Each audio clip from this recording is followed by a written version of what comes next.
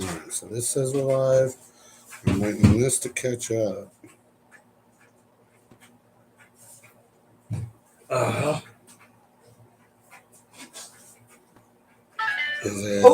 There we go. Alright, cool. Alright, you want to keep it pulled up on yours? Yeah, I gotta resend the link. Yeah, do that.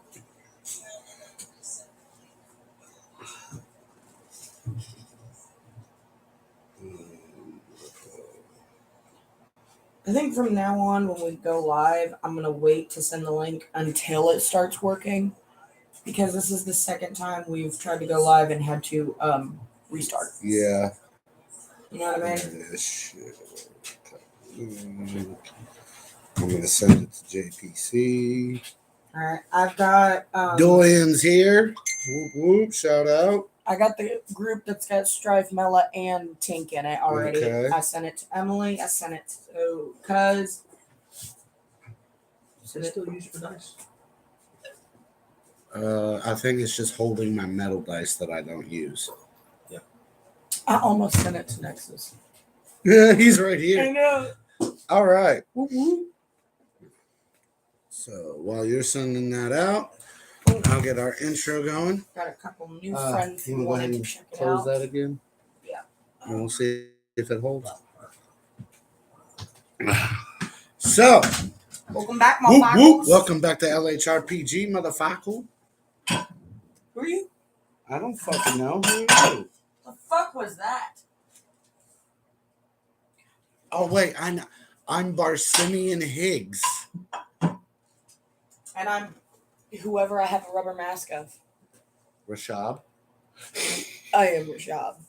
Hello. Hi there. Hello. It's me. I'm freaking Rashab. Yeah. Hashtag we'll get there. We're freaking All right. Rashab. What did we do today, sister? I'm still sending the link out, so just give me a You second. can't talk and link at the same time? Not really. I do not have that brain capacity right now. Oh, by the way, I'm going to show off my Valentine's Day gift. It's dope. Check it out. Yum, yum. Stupid fat thumbs. Hey. Mine. Oh.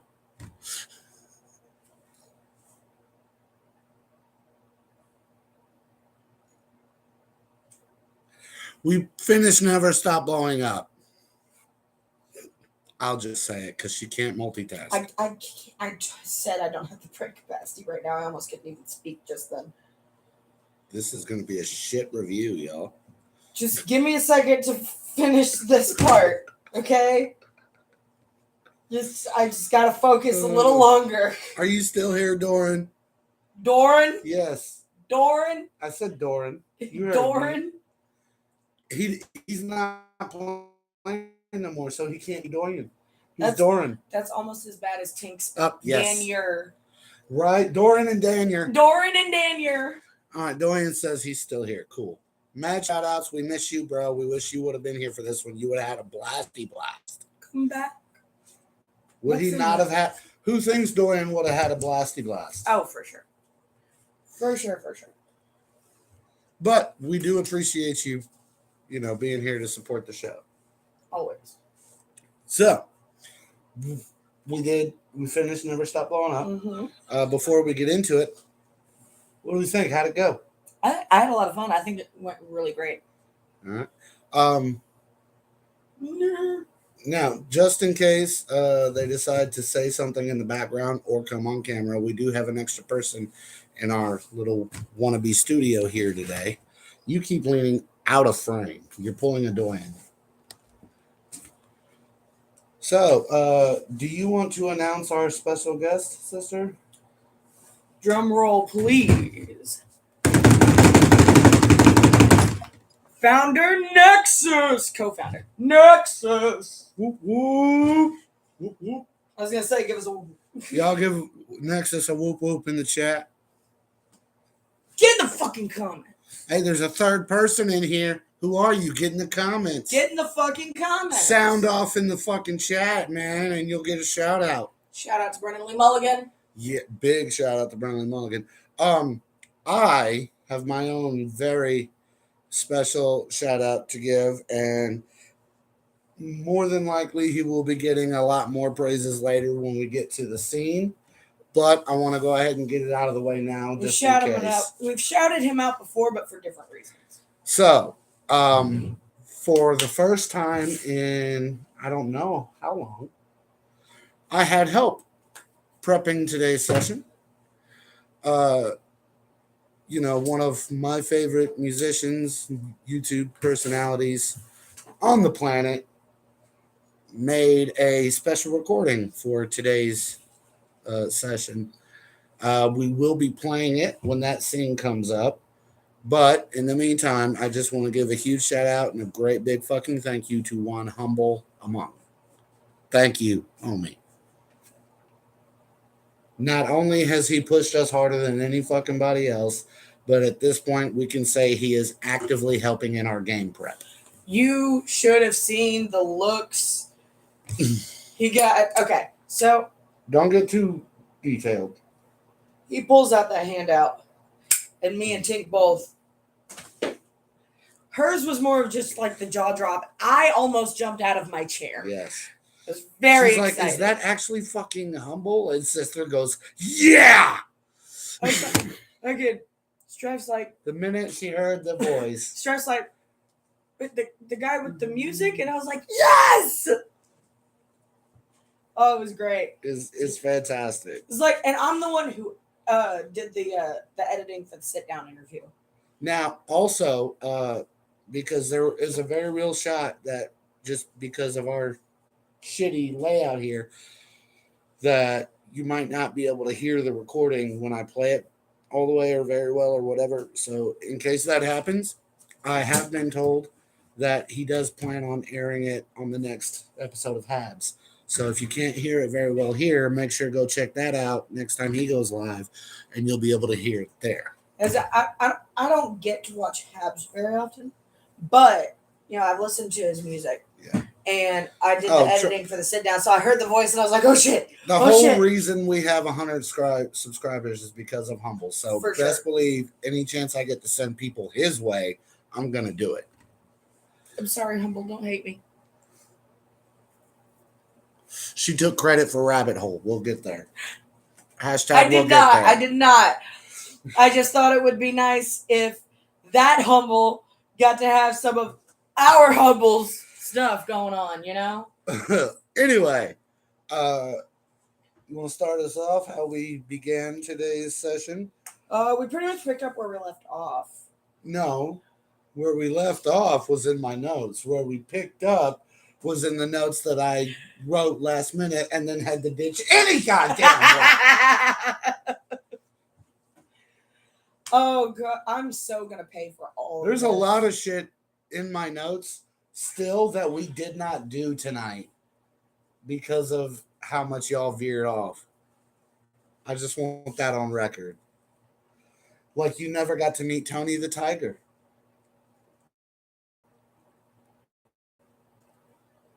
Yeah. I'm sorry. That just cut me way off. I told you shit I'm trying to get us crazy. some more subs. I've got some people wanting to watch. So that just caught me way off guard. There was going to be a sentient talking tiger named Tony with a saddle on his back that y'all could have rode through the jungle. And we didn't get to do it because of how y'all played that scene. I'm sad now. It's okay. It's okay. It's okay because of how it ended. It's okay. And he would have eaten the enemies. And if you asked him how they taste, he would have said they were great. That's in my notes. You want to read it? Yes, kind of. Bro. All right, look. Bro. Here's my notes. Now. Okay? Here's my notes. I love that term. Bruv. It's British. Yeah, it's like the first time I ever heard anybody use that term was in the Kingsman movie. Mm-hmm. And I was like, I like the sound of that. Bruv.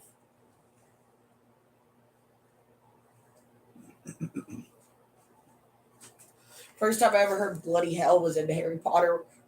It's like Ron's catchphrase. From here? I was a kid when they started coming out. From here, All the way down to here. Read it and tell me if I was lying. I don't think you're lying. I just really want to read this. She wants to look at the notes now. There's a typo. Where? Warrior King show. Oh, Kings. Okay, it looked It's like not it's a typo. at first it looked like it said the Warrior King show. No.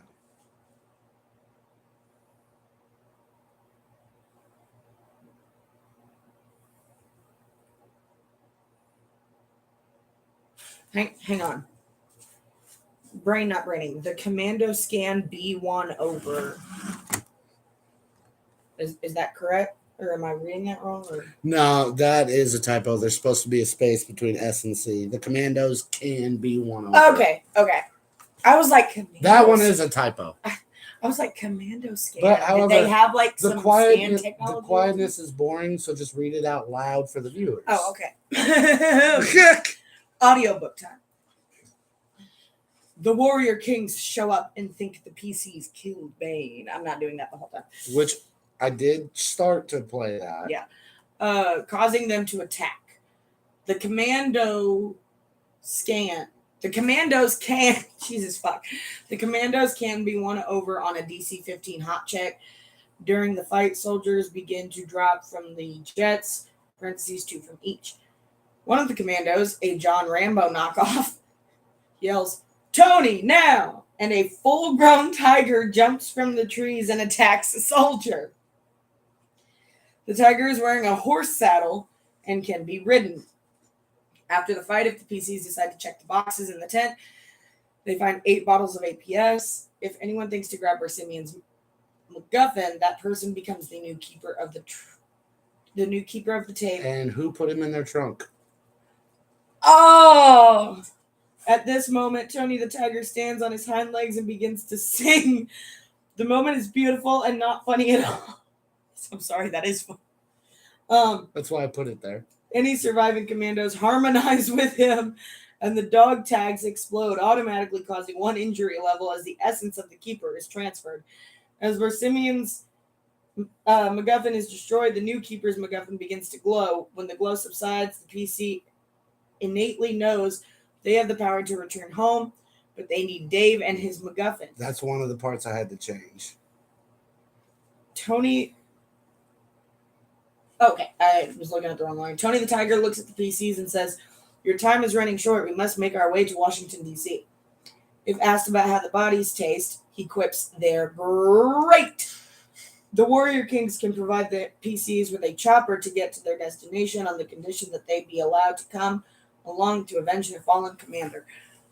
I am so sad we didn't get to do that, but I still like the way it turned out. I'm not bitching about how it played out. I'm just saying there was a lot of shit I put in here that we didn't get to do. So yes, we had Tony the fucking Tiger. Damn. No, he was so upset. Am I sad that none of that took place? Yes. But would I change how it went? No. That's what I'm saying. I'm happy with how it turned out.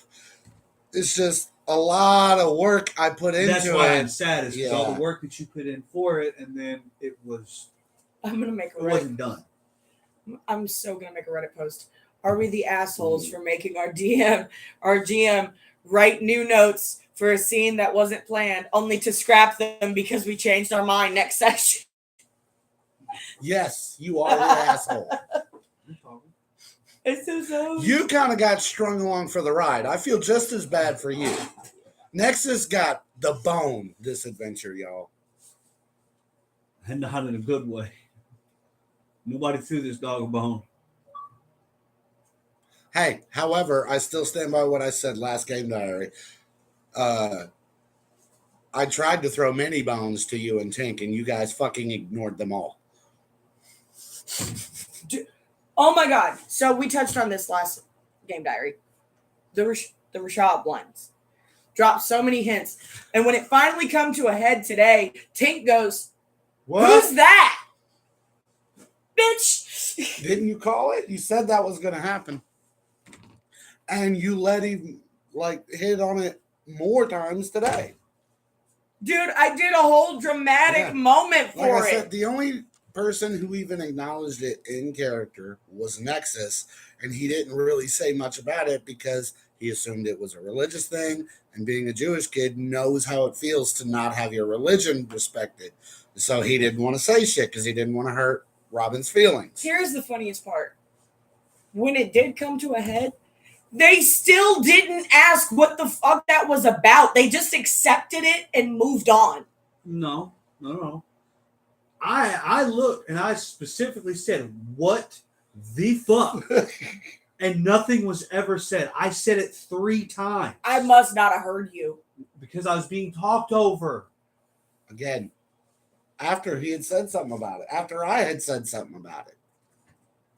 Yeah, I did not hear. Yeah, Nexus got verbally stepped on the entire fucking adventure.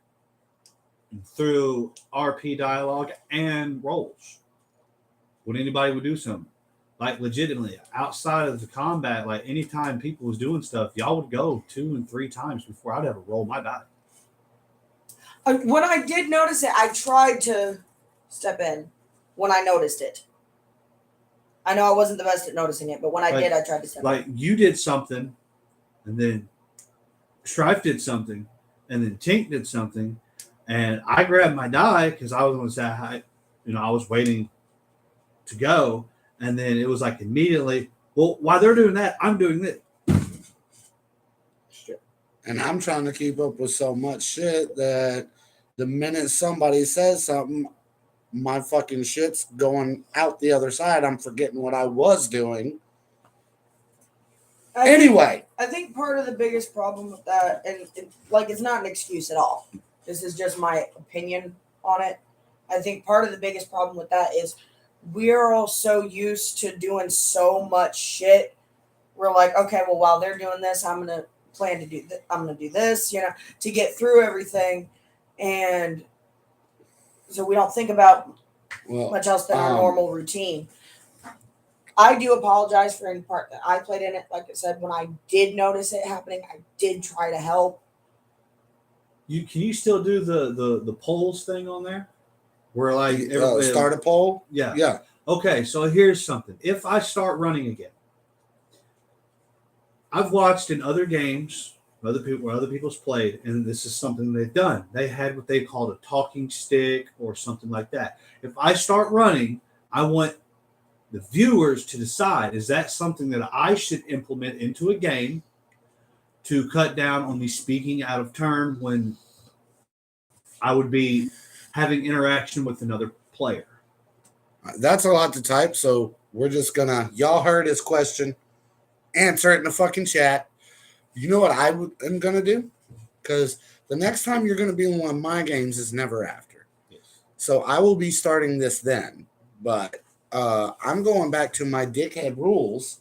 And if I'm in the middle of something with a player and someone else starts talking to me, that person will be getting a penalty immediately, no warning. And I will be stating this at session Doyen 0. said yes. Doyen said yes. Does he still play? Not lately, no. I will say, because I know here's my question. It's because he's working. Okay. Well, here's my question. If I run a game, and even though you're working, if you're able to, like, if you're not working, on the day that we play, which would be Saturdays, but if you're not able to make, if you're able to make it every once in a while, would you like to sit in and play? Rather it be, run a NPC and then. I don't know. All right. Nexus is basically asking if you want to be like a call-in player. Like an on-demand, whenever you have the free time, be able to just call them and be like, yo, can I jump in? Like a periodic play. Like what I used to do. Yeah. I'd come and play when I could, but I mean, if I had to work on a Saturday, yes. I got off work at 2:00, there's no way I could be here in no time flat. Right. He and said I yes. did come in a few times and do that, but I was so tired. Most of the time, I don't even know how I made it home. I've seen you go into such an autopilot. Y'all, we're 20 minutes in and we've got none of the story. Yeah. Yeah, I'm telling you, the fucking Wi-Fi sucks. Okay, go.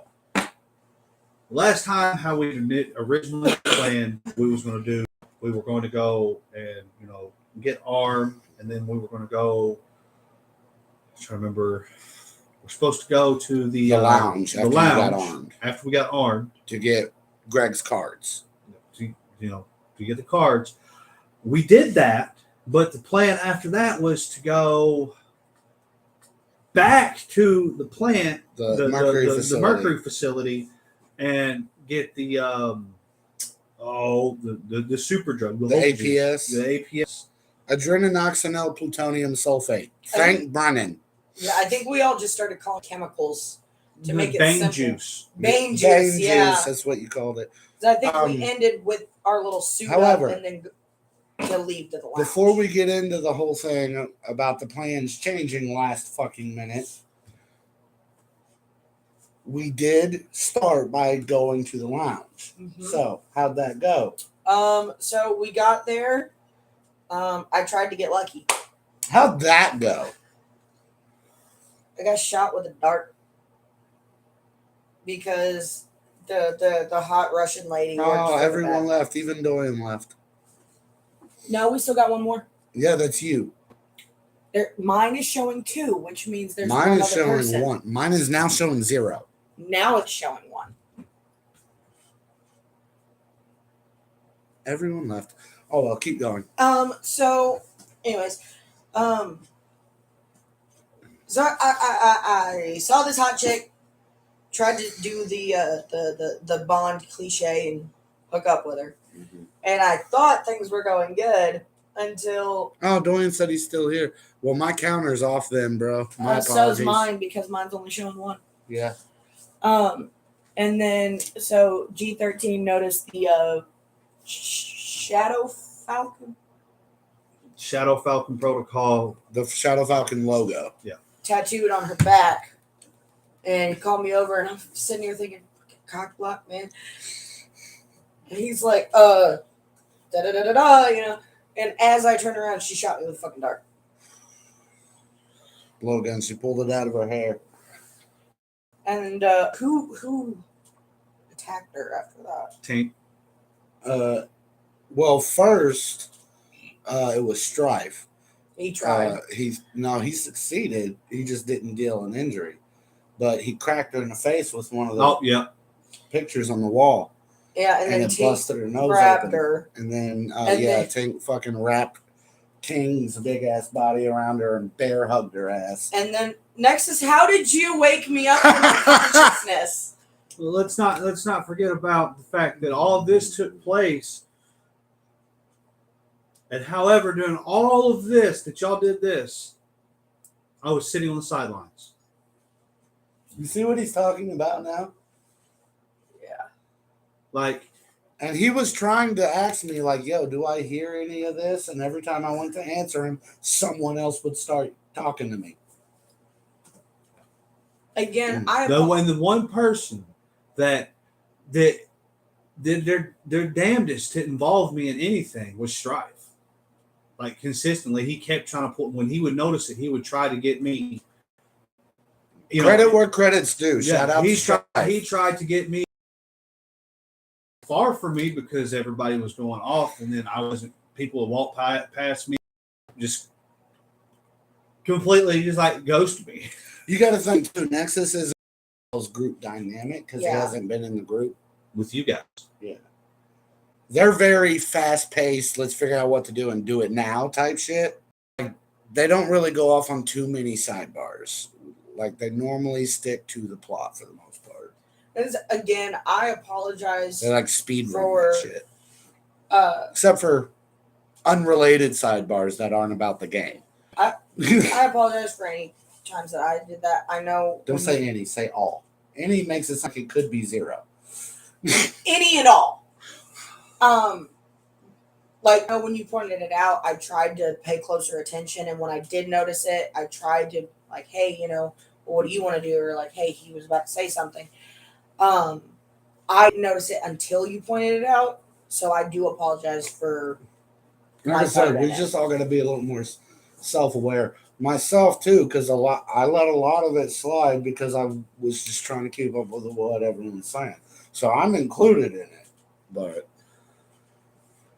anyways, so how did you wake Robin up? Well, Robin got to experience what most, if not all men, have experienced at least once in their life.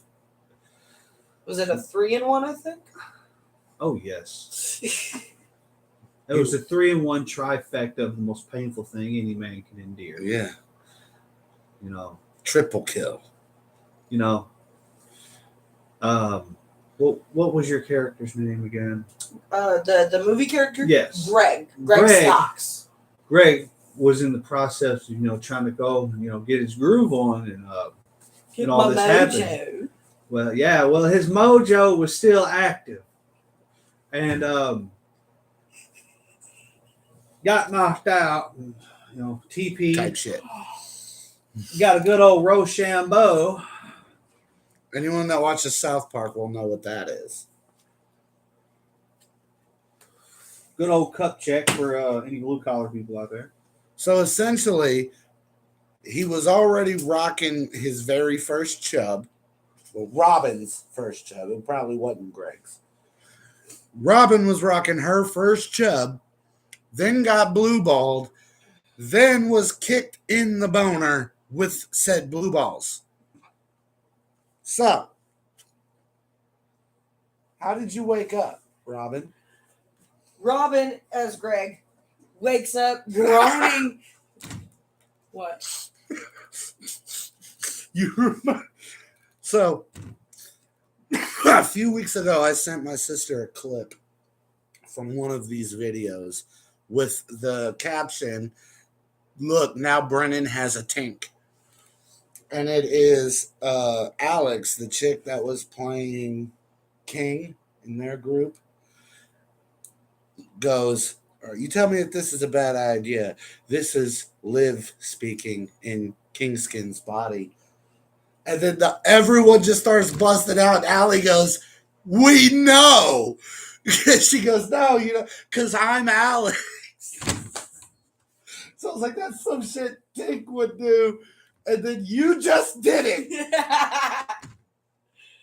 Oh, shit. So Robin literally wakes up groaning in pain. The words, "Oh fuck, how did I word it? Like being a guy sucks" or some shit like that. What the fuck was that? Yeah, like it was. It was. And convinced to doing it to a piece of the NPCs. Oh no! I remember later when you got back only like 3 times worse. But we'll get the hashtag. We'll get there. Oh shit! So I used my chloroform cologne to knock her out, so she'd be easier to carry, so we could get out of the hallway. And I think that was when we all went up to Greg's room, right? Yeah. That was after Strife came and got me. Mm-hmm. Yeah, Stripe did have to go like directly get you while I was unconscious, didn't he? You weren't even unconscious yet. Yes, No, you were. Yeah, you were. You walked in as he was passing out. Oh, yeah, that's what. Oh it was. no, that's what it was. You heard the thud Yeah, when I hit the ground. that's what it was. Um, So as you walked up was when King was wrapping the bitch up in the bear hug. Now, keep in mind, the only reason I was able to hear it was because Strife made a very, I guess you call it metagame comment. Because keep in mind, I'm in a lounge full of other people. And the statement was, wouldn't he hear the thud? And so I gave him the roll. well, Strife asked, if he saw it, and then I asked if he would hear the thud because you weren't looking. Oh, either way, you get up to the room. What happened in there? Tied her up. Someone tied her up. Strife tied her up. Yeah, with like computer cables and shit. Nexus Would you like to tell them how you woke her up? Oh no, I'll let the glorious DM do this. Okay.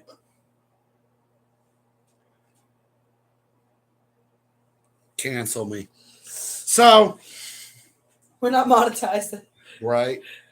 Just use the word. This great. Russian bitch is passed out, tied up, laid across a bed in a strange man's room. The same Surrounded strange by man she 4 was trying grown to men. seduce and kill. Yeah, surrounded by 4 men. Okay. And this big Vin Diesel looking motherfucker walks over to her and goes, "Wake up before the British man rapes you." He sat her up for it too. Needless to say, she did not wake up in a good mood. Oh, and then what did we find out from her? You don't remember? Strife convinced her that You didn't get a whole lot from her because something happened before she could give you too much info. Strife convinced her we were on her side because he had that phrase. Mm-hmm. Oh, that's another thing you never really got a definite answer to. The wings that flap in the night are the most quiet of them all. The most hidden of Or all. most hidden. That's it. Yeah. You couldn't even remember that was only half of it, Dude. and Like- I never even used it. 3 You times. did multiple times. It came up a few times. Like 3 different You know what's times. bad? Because Tink Like had- I had stated earlier, if my character is not directly involved in the conversation, I do not listen. I tone out and screw off. That way, if you want his help, you have to involve him. I think you do that with all your characters. I do. It's the Not most a way bad to be idea. immersed. It's the best way to get in that state of what are you talking about? I have no idea what's going on because I don't pay attention unless I'm involved. Yeah, that's different from the rest of us because we'll all like sit here when he's doing the info dump, and then depending on who he's directly talking to, the others will just flat out, okay, do we hear that? Yeah, that's annoying as fuck. I hate when y'all do that. Really? I've said this before. If I'm talking to one person and then before they even have a chance to think about whether or not to share that info, everyone else is like, "Well, do you tell me that?" You're essentially robbing them of that agency, and it's fucking annoying, not just to me, but also to that player. That's also why when in the past when y'all have done that, I go, no, I keep the information to myself. It's a very annoying thing. And to then you have this information as a player, but not as a character, and you're over here going, ooh, ooh. You did that tonight, and as soon as you said that, I was like, That is why I do it, to prove the point of immerse yourself in your character. like when shit like that happens, just sit back, relax, and trust that player to do what's right. Worst case scenario, they don't give you the info. I think the reason I got into that bad habit is because so many times in the past, you wait and they never say anything, and it becomes very important later, and you can't do shit about it. Well, the only time I've seen Strife keep info to himself like that purposefully a few times, but every single time he's done it, it has never been information that would help anyone else, Can I get one of those? Because or that was relevant to You anyone know, else. arms? Is that the only one on that pack? Nope. There's a lucky in that. I know. I love you, bro. I love you too, but that's bad luck. And I don't believe in luck at all. I just flip it out of habit at this point. So, So if I walk out in your yard and find like $100 on the yard, it's mine. I don't know what's out there. Mela fucked with me with that today. She was giving someone a ride, and I guess I don't know where they got it, but they had a. Make Bunch this of money. quick because we're sidebarring and we're like over a half hour in. She took a picture, a wad of cash, and sent it to me and goes, "Look what I found." I was like, "Bitch, that's AI or something." The fuck? I called her So- ass. About the only info they're able to get, her name is Oksana. We found that out. I talked to her in Russian. About the only info they were really able to get out of her is she's part of the Shadow Falcons. She was brought in to clean up the mess that was made during the hit attempt on Greg last time, and that they are currently working with the impresario, who is a narc for the FBI. Yep. And then before she could say anything else, she was about to say something super important to the plot. And what happened? She got blasted in the head, and not in the fun way. Now, since we weren't able to actually check into that, do you guys want to know what that's about? Do you have any theories? Do you think you already know? I think Uh-huh. it was like one of the FBI dudes or someone that Dave sent. You? Any thoughts?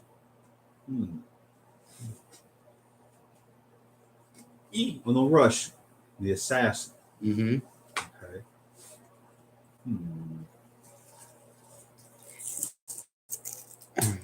And you said you think it was who? Either someone from the FBI tying up loose ends or someone Dave sent.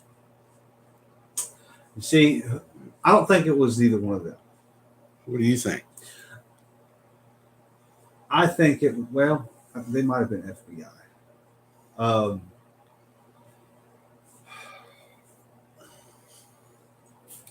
Yeah, they were Fed. Well, specifically, I think it was, I can't remember his name. 13's contact. Haldwell? Haldwell. Personally, I think it was Haldwell. Okay. All right. Well, I'm going to tell you guys, you're on the right track. Just not quite close enough. Okay. It was not FBI, so it wasn't Haldwell. It was Shadow Falcons covering up loose ends. There was a Shadow Falcon in the building when that happened. That would have been able to run across the street, make the shot, and get back to where they were before you conversed. Judas. Fucking Judas. It was St. Jude. Judas. When he noticed that, the kill didn't happen, because the concierge let him know, he's like, oh, okay, so they're going to talk to this bitch. I need to take her out. I knew he was part of trying to kill me. I said that last time. So, what happened after that? I believe you guys were about to leave, and then Tink talked everyone into going down to the casino floor. No. First, we split into two. Did we? Yes, he went with Strife. Tink went with me. So I'd go talk to Judas. And I don't remember what they did. What were y'all doing while they were doing that? I don't know. I don't think we cut back to them until y'all were done in the chapel. And then y'all just all met up at the main floor. Okay. Yeah, so we went from there. Yeah, let's go ahead. Yeah, we had stated that, The but we never casino was split after up. the chapel. Yeah, so I guess they just stayed in Greg's room. Or something. I don't know, unless they went down. Well, we Got never some got drinks to or us to something. what we were doing. Yeah. Ooh, are you good? Your ear? Ring. I'm sorry, bro. When mine does that, I Somebody needs to get off that dog whistle. Yeah. So tell us about what happened in the chapel.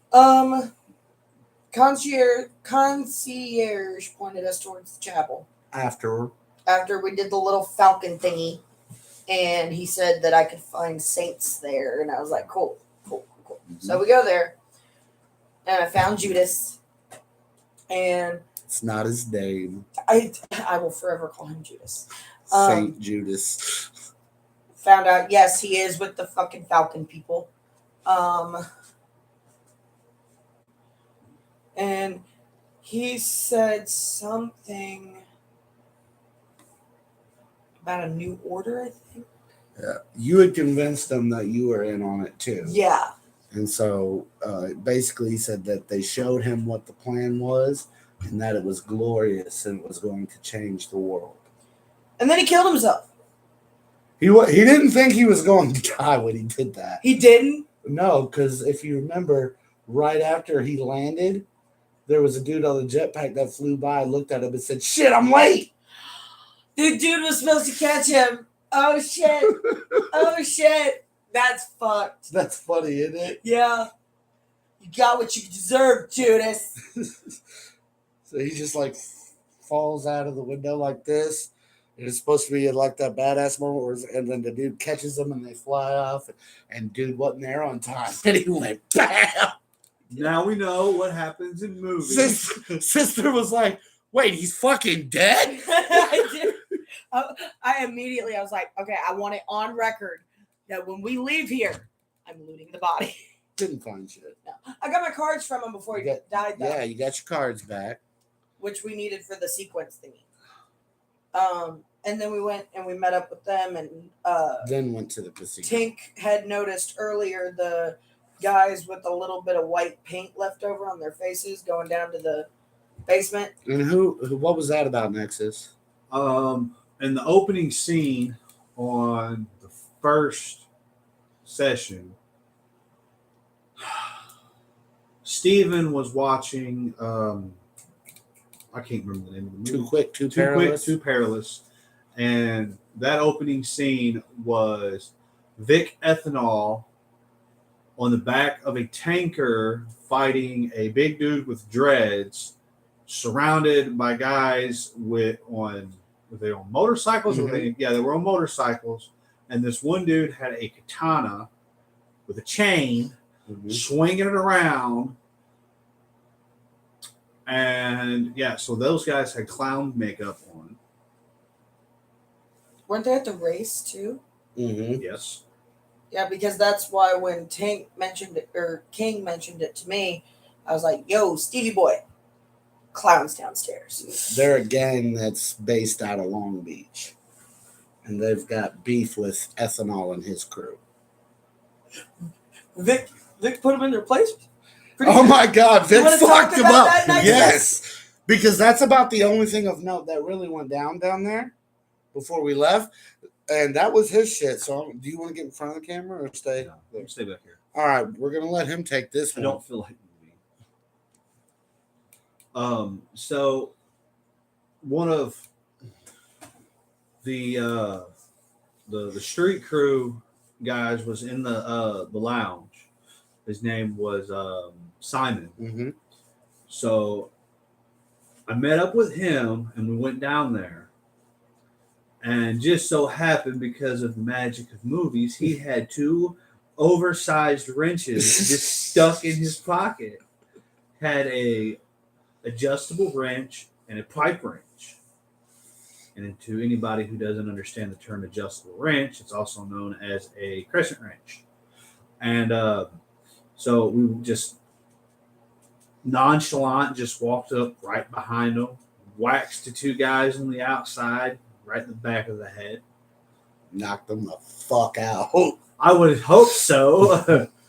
And then the dealer backed up, hands in the air, like, whoa, whoa, whoa. He says, how did he put that?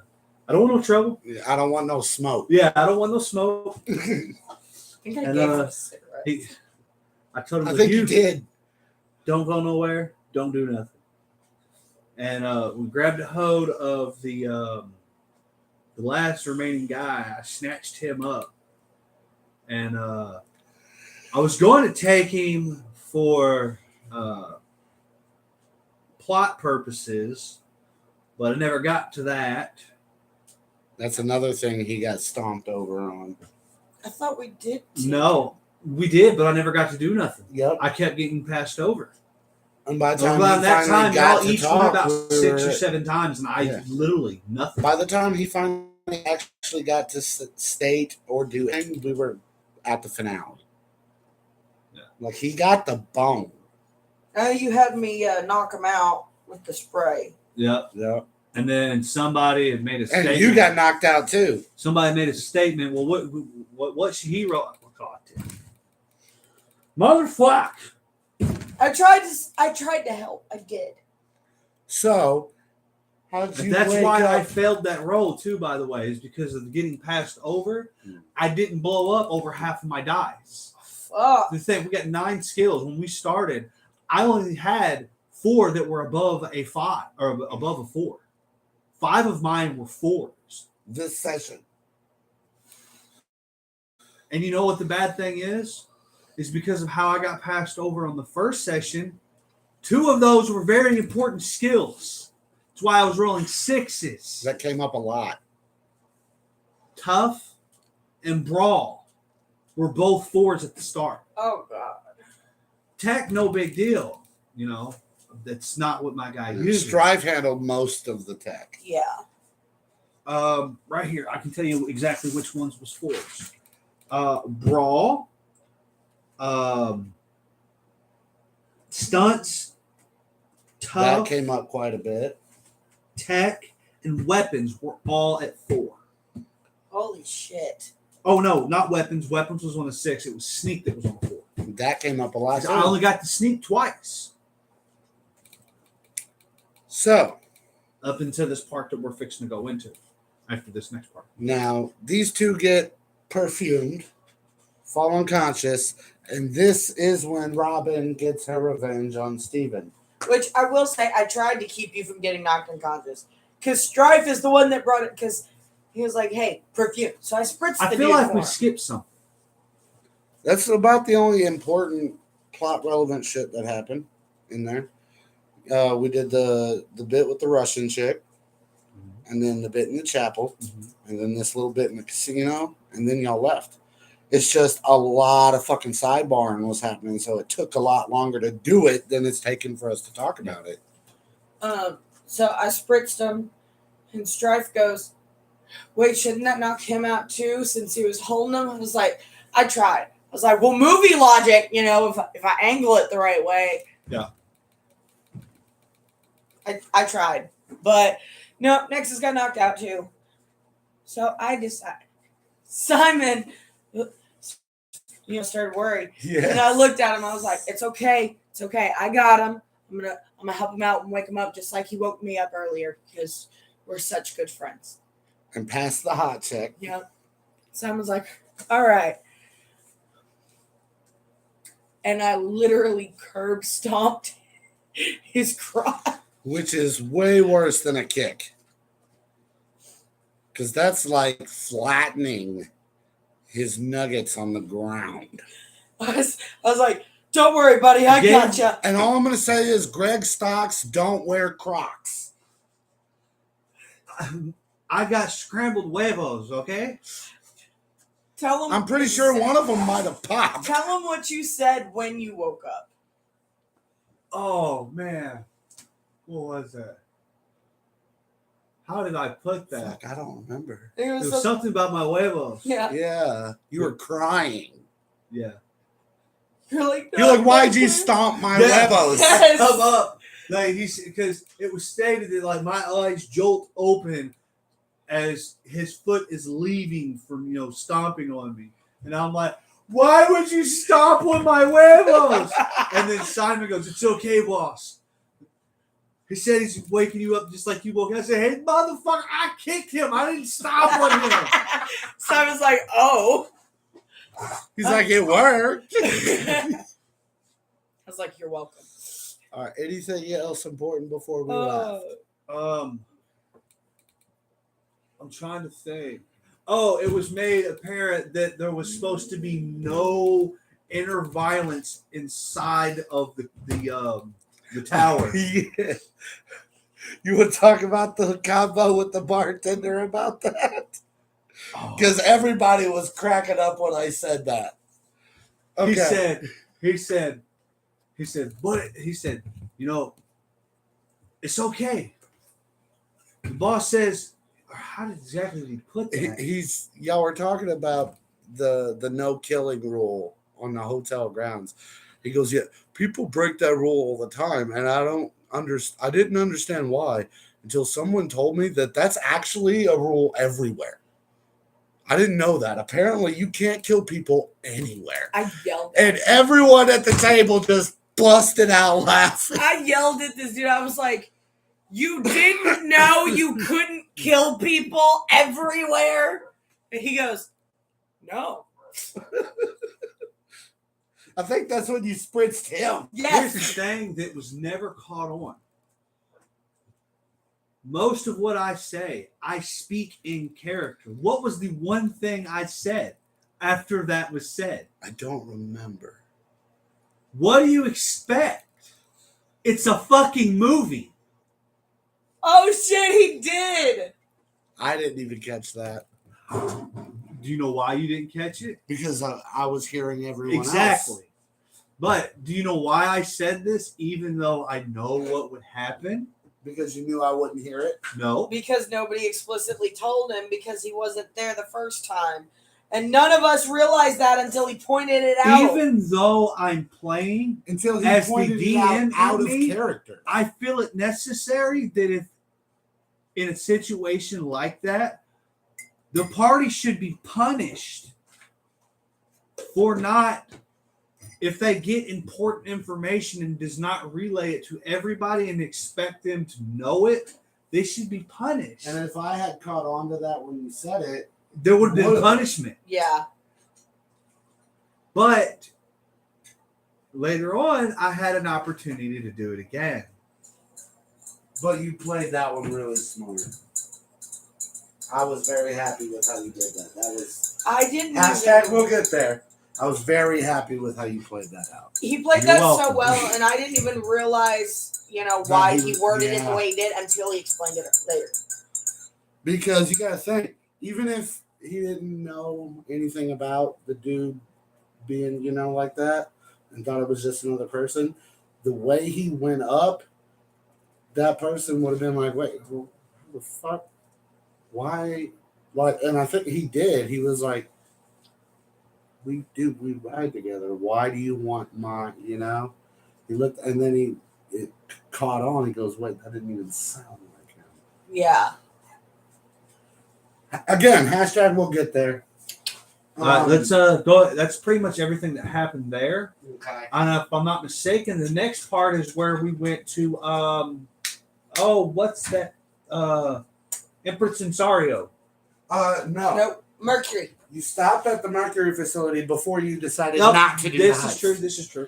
Because I had, once again, you want to see the. I notes was had all to down get for rid of? doing it. That's what I wanted to do from the fucking start. I was trying to go along Fun with fact, I y'all. put it in there because I knew you would enjoy it playing who you were playing. You want to know what I had planned out? The most epic fucking thing for a street outlaw to do. The PC's approach. By the way, for anyone that don't know, I arrange my notes in a narrative form. It makes it easier for me to follow. PC's approach to Mercury facility. Full day after the wall was blown open. Steel plates now patch the breach. Floodlights cut through the night, glinting off temporary fencing. Black SUVs stationed like sentinels. A helicopter hovers overhead, sweeping the perimeter. PCs take a careful look. Successful wits check. They notice More of those? workers carrying metal Yeah. canisters There's something cold full of in there. APS onto an armored truck. Will you hand me one of those signs? It's for Nexus. Thank you. Yeah. Now, I ain't had one of these since Arkansas. Really? PCs have seconds to act as the truck is about to leave to put the fucking move the shit somewhere else. Essentially. So I had how they would react if you guys were to try to take them out, hijack the truck. I had stats for the guards typed up and printed out in case combat broke out during this chase sequence that was supposed to happen with the APS. Full disclosure, I did want to do that, just like I don't know if y'all know. I was trying to see. Okay, so sorry. Continue. Huh? Continue. I was trying to see, what they wanted to do to approach the situation when it was different than what we expected, and then it was decided. I just have one question. Did you really think the hole would still be there and there would be no more higher security on alert? I didn't know. Maybe it was a weekend. Nobody came into work. It's a war chemical facility. They must get some days off. I don't know. Now, here's my thing. Originally, the plan was that Vic and Greg would go through the breaking the wall. It was established that the break was still there. My initial idea was to get a couple off-road vehicles, regardless if it be four-wheelers, Jeeps, side-by-sides, whatever. Anything that has off-road capabilities, and for 13 and King to stay at the bottom of the hill that Greg slid down at the beginning. Okay? The smallest guy is being protected by the biggest guy. The two more athletic people would be the ones to go in, get what had to be got, and get out. And everybody was cool with that until we went back. And then everybody started, well, let's do this, let's do that. And we took a vote. And then somewhere between what we had decided and Strive's character 13 making a phone call, it all changed. Like he changed it. It was supposed to be me and him going to the front while King and Greg broke in. And then, however, you got to think too, the reason it changed is because, like she said, y'all weren't expecting the scene to be set up the way it was. Well, to be fair, no, I got changed before that. Because like he said, we had this plan agreed upon last session, right? Everybody agreed to it. go get armed up and then go back. Yeah. That's where we're supposed to take off at. The whole reason we went to the lounge was to get my MacGuffin that we needed for the access code, and so I could get the bike back from Judas, because I was getting the bike, and he, if you remember, called his dudes to have fucking ATV or some shit met up where we were. I picking up didn't the bike. remember that till you just said it. So like we had this whole plan formulated, and then while we were getting ready to leave the casino, well, then it got changed, and Strife wanted to go in with him in the front because the environment changed. Mm-hmm. So the guys were loading the trucks. That's what I was just saying. no, that changed before we ever left, because Strife was like, well, No. you know, They didn't. I could just go in because they wouldn't recognize me. No, they didn't That change. happened after y'all saw. Yes, after we realized that the hole was patched and they were loading the truck, that's when the plan initially made the big change. It was going to, because how the what plan you're had talking changed, about happened after y'all saw the scene. but No, how it had what I'm saying initially is- changed was who was going and staying.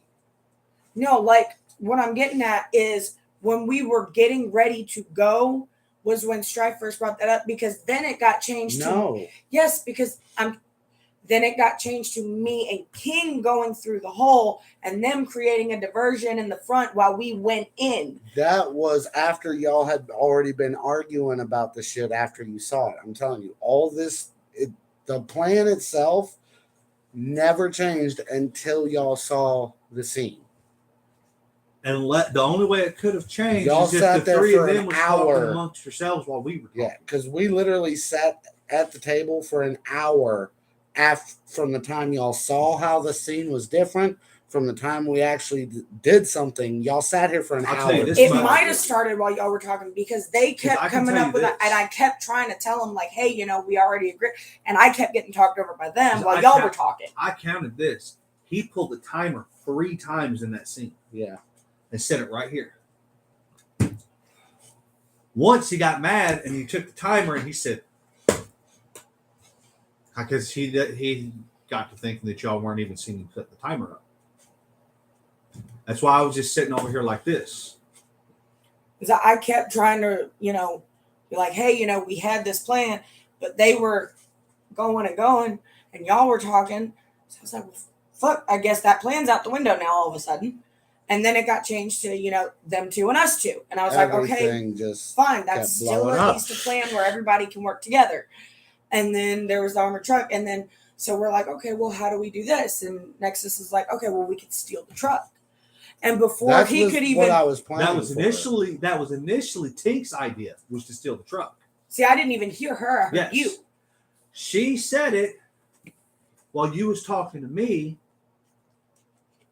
And then it turned into Strife made a good point. He should be able, because there was a witch, because we could figure out who down there was in charge. And that's what was going on then. But was when the statement was again made of we can just steal the truck. And I said, there's a better way. I said it multiple times. There's a better way. Strife was on the right track. But instead of doing that, all he had to do was call his contact. Like, hey, I have a better driver on standby to drive the truck to the destination. Yeah, I caught that. But nobody wanted to do that. I was like, whatever y'all want to do, just let me know what you're doing. And you recommended that, and then it changed to Strife telling him, well, let's just do a raid. So, and I don't even know how we got from your idea to that. I don't know. Strife brought up Colin Haldwell.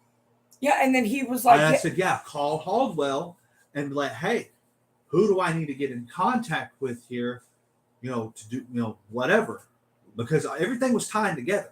because his idea was on the right track, because if he convinced Haldwell to let him pick his driver and do it, then fucking Nexus could drive that truck out there with nobody fucking chasing. They think we were taking it somewhere else. Mm-hmm. And it would have been no problem. And then it turned into, well, let's just go to the, let's just leave and go do this instead. So that's what we did. We just left. We skipped all of that because everybody was like, well, let's go do this first and then we'll do that and then we'll leave. Yeah, I don't even know how it got from that to the raid, because I knew you were talking to him about doing that, and then the next thing I knew, he calls and says, "Hey, let's go do a raid." He said, "Yeah." It turned in from raiding this place to go on raiding. It went from getting help getting the truck to him going, "Oh, by the way, Impresario came and stole all these chemicals. You should raid his warehouse." And if I'm not mistaken, that was Tink's idea. That way, his club would get raided, and a deal could be made on getting her MacGuffin back. He almost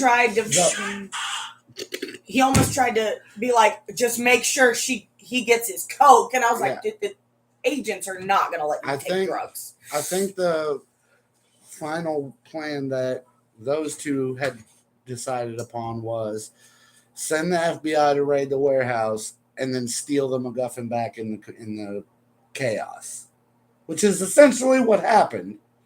But it's a long way from the original plan. Now, can I point something out? Since we're jumping to that part now, which was right next. Mm-hmm. When we got in there, okay, everybody went and did their own thing. All right. Tink went and talked to the club boss. Strife went with y'all, 1 second. I'm sorry. I have to interrupt. You're good. Shout out to Connor Clayton. Just subscribed. Whoop, whoop. Thank you, homie. If you're still in here, jump in the chat. Continue. All right. Every time we get a new subscriber, I try to shout him out immediately.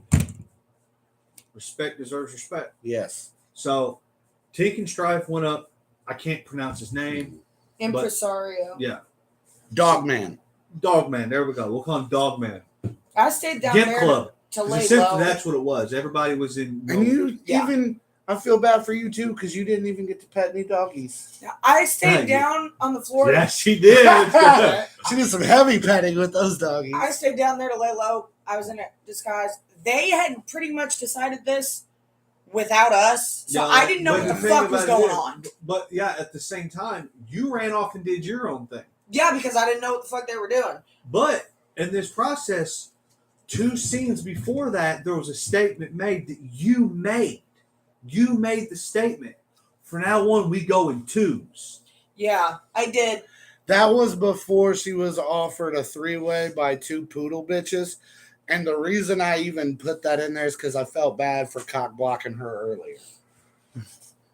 Like, I but was not in this whole scenario, this entire scenario, I was not addressed until after everything had happened and the raid started. I was not addressed once. Yeah, I guess I kind of assumed that since, we were just kind of waiting for them, I assumed you would like mingle or get a drink or whatever while we waited for I them to actually do had whatever they were something I doing. was going to do because I had a feeling of a double cross, but I never got a chance. I was going to sit at the bar, order a beer, and ask if I can use the phone. And I was going to make a phone call. I was going to have Sean Diesel, Sean Nitro. Sean Nitro, my bad. Lana is Diesel. Yeah, I was going to have him organize the entire street crew and be in the back. See, that would have been dope as fuck. Consideration of other players. That's why I say, y'all go ahead and do what y'all are going to do. Every time I tell y'all this, where am I at? Nowhere near y'all. So it makes sense for the people who are together to do all their stuff first. Then I'll say what I'm doing. Because it doesn't make sense as players to correspond what they're doing when the characters are nowhere near one another. Yeah. Like, well, we're going this way. We're sneaking out the back. Or we're going to do this. What are you doing? I can't tell you that. That's metagaming. That is metagaming at its finest. Yeah. Because then That's like we were so separated we didn't even know you got grabbed at first until you weren't with us anymore. However, we're over an hour in already, we're only about halfway. if that. We got 3 more scenes. Let's. I'm gonna jump forward just a little bit. You noticed something out the window as you were getting dressed. The radio tower. And, It's like walking distance to the radio station. And then you heard the sirens outside for the raid. Mm-hmm. So they're getting raided. Now, are you ready for more of my notes I didn't get to use? I have full ass motherfucking monologues in my notes for interrogation scenes with both Tink and Strife. And the only person that actually got captured was Nexus. Really? Yeah. Yeah. Strife would have got a lot more information, and y'all would have learned a lot more about King's backstory. I feel really bad about For instance, did you know King went to Princeton? Fuck no. Yeah, did you know King was courted by the CIA? Yeah. Before he decided to become a criminal. Damn. Now, can I point something out real quick that I guarantee not one other player, you probably didn't even catch on to it. What is the one thing that any tabletop, any role play game, every player tries to develop with their characters? The connection. Exactly. Okay. So, Nitro, Yes. can you tell me why Steven, a non-aggressive, pacifist, young Jewish boy who essentially only has contact with one person in their family, and that's only because they won't leave him alone, would choose to, when everybody else goes out the back, to bum rush the people in the front? I assume because at this point he no longer gives a fuck. Or if everybody goes in the same direction, what happens? Easier. What chances increase? Getting caught. Yeah. You split up so that it would be harder for them to catch us all. Well, you got to think. I had me and Simon, 2 very big guys, bum rushing into multiple people at a time. While y'all all snuck out the back. Which I want to apologize again. I completely forgot Simon went until we were later on and he pointed it out. But you know what was never forgot? What? And this is what massively, as a player and as a character, massively pissed me off. Y'all never forgot about me.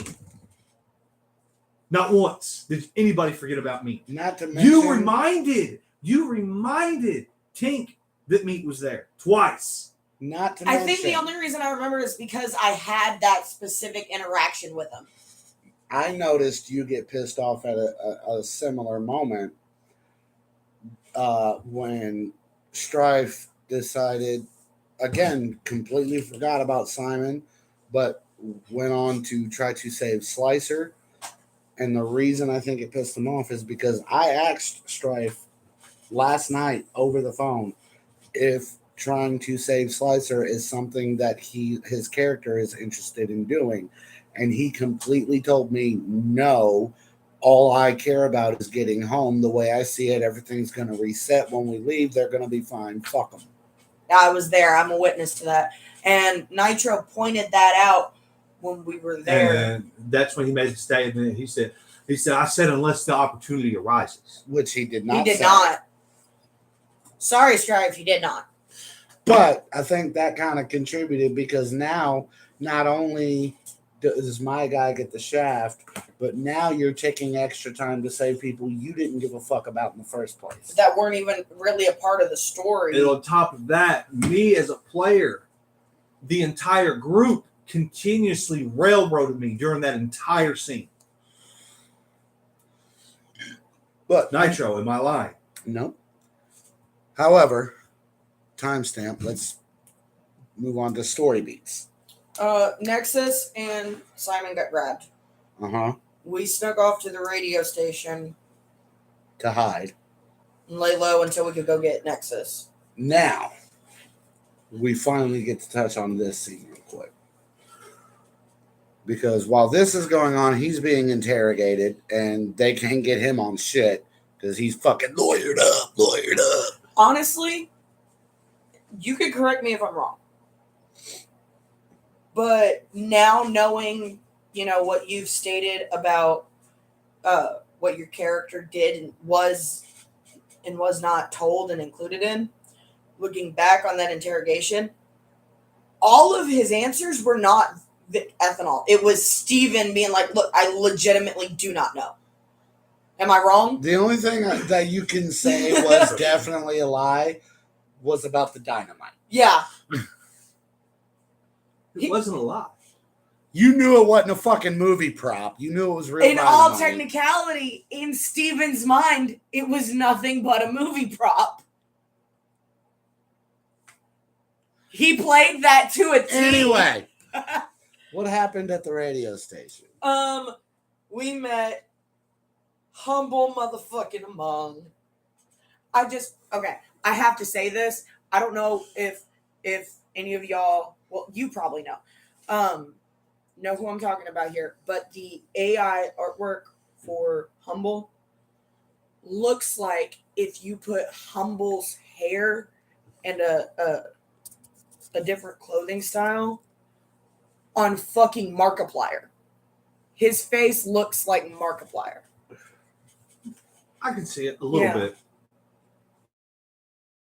All right. So have this conversation. We walked in, You walked in. and he was doing a little broadcast, Mm-hmm. and I think he cut to music, Mm-hmm. and he asked, who we were, what He greeted you by calling you strangers, I and think then asked what your names were. May I?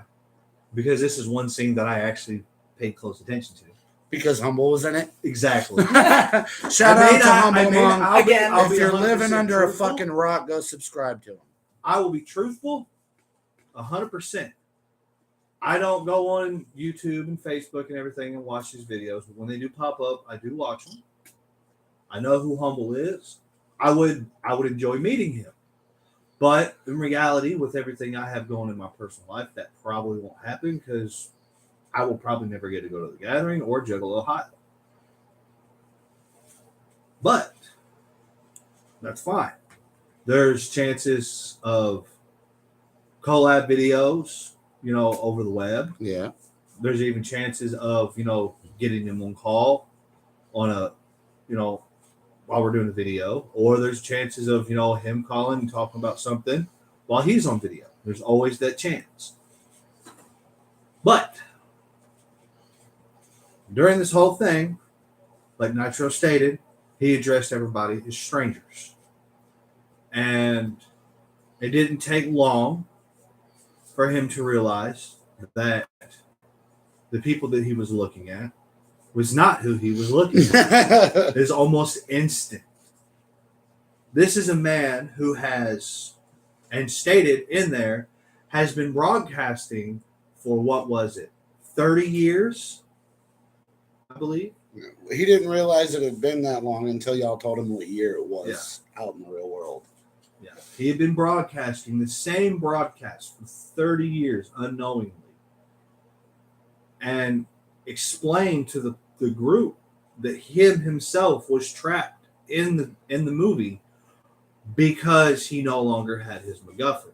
He also went in to explain that there's other people, many other people who are trapped in this movie, and they are the alienated. He knew instantly. It's like, he asked who we were, and I was like, hi, and the minute he saw this, strong looking British dude speaking, No. You were in a disguise. I was still a British man though. But you weren't that big. Okay. Scrawny British man with blonde hair. Looking like a femboy. Sounding like a fucking Young woman. Yeah, he was like, oh, okay. You're Is he a regular people. transvestite? So he's like, what's your names? And they go around and they say him. And then he looks at him and he goes, okay, what's your real name? And then they all looked at each other for a minute. They were like, wait, what? And that I was like, you're not supposed to be here If either, I'm not are you? mistaken, he initially assumed that Greg, who was in disguise, was a transvestite. It's when Strife spoke that gave it away. A scrawny guy with a big deep voice. Yeah. And then also you got fucking King Crusher's big ass sounding like a young lady. So What wasn't at this point King in a disguise as well? No, not yet. Not yet. I put him in the disguise there. yeah, while Humble was doing his next broadcast. Okay, yeah. So basically, he explains that he don't have his MacGuffin. It was a pack of smokes, which he smoked all up. Now, for anybody that wants to get angry and get in my comments and be like, Humble Among doesn't smoke cigarettes. You know what Humble Among also doesn't do in real life? Get sucked into videotapes and lead revolutions. So back the fuck up. But essentially, he told them he wasn't sweating going back because in the real world, he's been diagnosed with severe cancer and he has 1 year to live. And since he's been in here for 30 years and has yet to develop cancer within his avatar. So he's like, I'm beating the system, That's when he explained, like he's. Tink is in this bitch. Shout out. He explained, he smoked up his MacGuffin, and then when the time reset or the movie reset, he couldn't find it. Right. And that's when we found out, like if a MacGuffin gets destroyed, they can't get back until it resets. And it doesn't reset until it's rewound and played again. So there's no telling like how long between each So time. like if the movie time runs out and you just don't rewind the tape, the world in the movie will continue like it's a normal world. And until you rewind it and hit play, it doesn't reset. It just keeps going. Right, because like we have no way of knowing who the last person he sucked in before us was, and when he got to the video store, he had to rewind it before he could hit play. Mm-hmm. So there's no telling how long between each set of people. They're just Living life. without a MacGuffin to guide him home. Like he didn't even, like you said, he didn't even realize how long it had been until. Not only that, you need the keeper to get you home. Mm-hmm. And like he didn't even know how long it had been until Stripe asked me, like, well, what year was it when you came in? told him it was like 94, I think, or something shit like that. 1994. And he's like, well, what year is it now? We're like, it's like 2024, my guy. And he's like, holy shit. 30 fucking years. So, that point, he's like, what are y'all doing here? What's going on? We told him you were hiding out and that your buddy had been taken by the feds. And what did he do? He did a broadcast. Now, I'm going to attempt to play this audio recording for you guys that the actual Humble Among made for this game. We will kind of go over it a little after it's done playing, just in case the sound doesn't carry through very good. But I'm going to attempt to play you the message first. So I'm gonna pull it up on here so I can listen. Okay. And Make if sure it doesn't play very good, I'll let you know. while y'all do that, I'm going to run the bathroom. And Insomniacs, this is Humble Among, coming to you from the static between the stations. Weather report first. Looks like the sun's coming up early tomorrow, and it's going to melt a lot of wax. Tonight's dedication goes out to the regulars, the ones who know track 7 was never about the music. When the city's tallest antenna stops blinking, you'll know the signal has been heard. Bring your radios, bring your voices, leave the fear at home. The tower has kept us quiet long enough. Tonight, it hears us. Same frequency, same truth. Be advised. This is Humble Among signing off until the noise becomes possible to ignore. Thank you very much. I love you. And whoop whoop. once again, thank you so much, Humble. That was so fucking dope of you to do that for me. He's a real one. Anyone that's living under a fucking rock, if you like Juggalo content, if you like dope ass music, go peep him. Humble Among. He's a fucking real one. Big shout out. So he does that, which is essentially an encrypted message to the alienated that's saying, hey, go to FBI headquarters, start some shit. And they use that as a way to create a diversion to get Nexus the fuck out, essentially. Now, let's go ahead and fast forward to the next scene. Well, it's actually the current and the next scene, because it's Steven's. It's Steven's scene up until when everybody else gets there. Mm-hmm. So I'm being interrogated by the FBI. They're asking me, what were you doing there? So I tell them, I'm like, they asked me, why are you there with King? I'm like, oh, he owes me money. Yeah, big guy owes me money. They're like, really? What for? I'm like, he messed up one of my cars. And then, I told him he messed up my Aston Martin, which, ironically is what I wrecked. And whose Aston Martin was that? Yeah, we'll get to that. So, he's like, well, tell me, why you got this dynamite, this bomb? And I'm like, oh, that's just that's fake. Like what, a movie prop? I'm like, yeah. I'm like, why? I'm like, why not? Just carries it around. Like, you think I'm gonna carry a real bomb around? But he passed the hot checks. Oh, I blew that bitch up twice. Put me on a 20, which is the highest. And I believe his wits was a shit roll. Yeah, he like beat a 7. I'm like, okay. Started at an 8, we'll hit to a 10, 12, and then the 20. Like, he was fucking lawyered up. He gave no fuck. He's like, you got nothing. That's what you call fast talking, my friend. I'm telling you. Like, it's like, can I have my toy back? Like, yeah, because like, all right, we'll get you processed and you'll be free to go. And I'm like, can I get my toy back after your process? I'm like, all right. So I'm sitting there, right? Well, Barbecue sauce on my titties. at this time, whoa. Well, I'm sitting there waiting to get processed and everything. And at this time, this massive riot breaks out outside. That one guy, they're out there, chanting and stuff. And this guy pulls up this tennis racket. He's got this grenade. He pulls the pin and he bats the tennis racket in, blows the front of the place up pretty rough. At this time, the rest of the party, they're breaking in and everything and getting inside. They're going around. They find a key card on the ground. As pointed out, Strife, he gets the key card. He goes, and while he's doing that with the key card, let's see, how was it? Found out that Slicer was locked up and immediately went looking for Slicer. That kind of. Yeah. Y'all touched on where the key card come from, didn't you? I couldn't remember exactly because I wasn't really involved in that part. So that was an ability that I had to get GM discretion item. Yeah.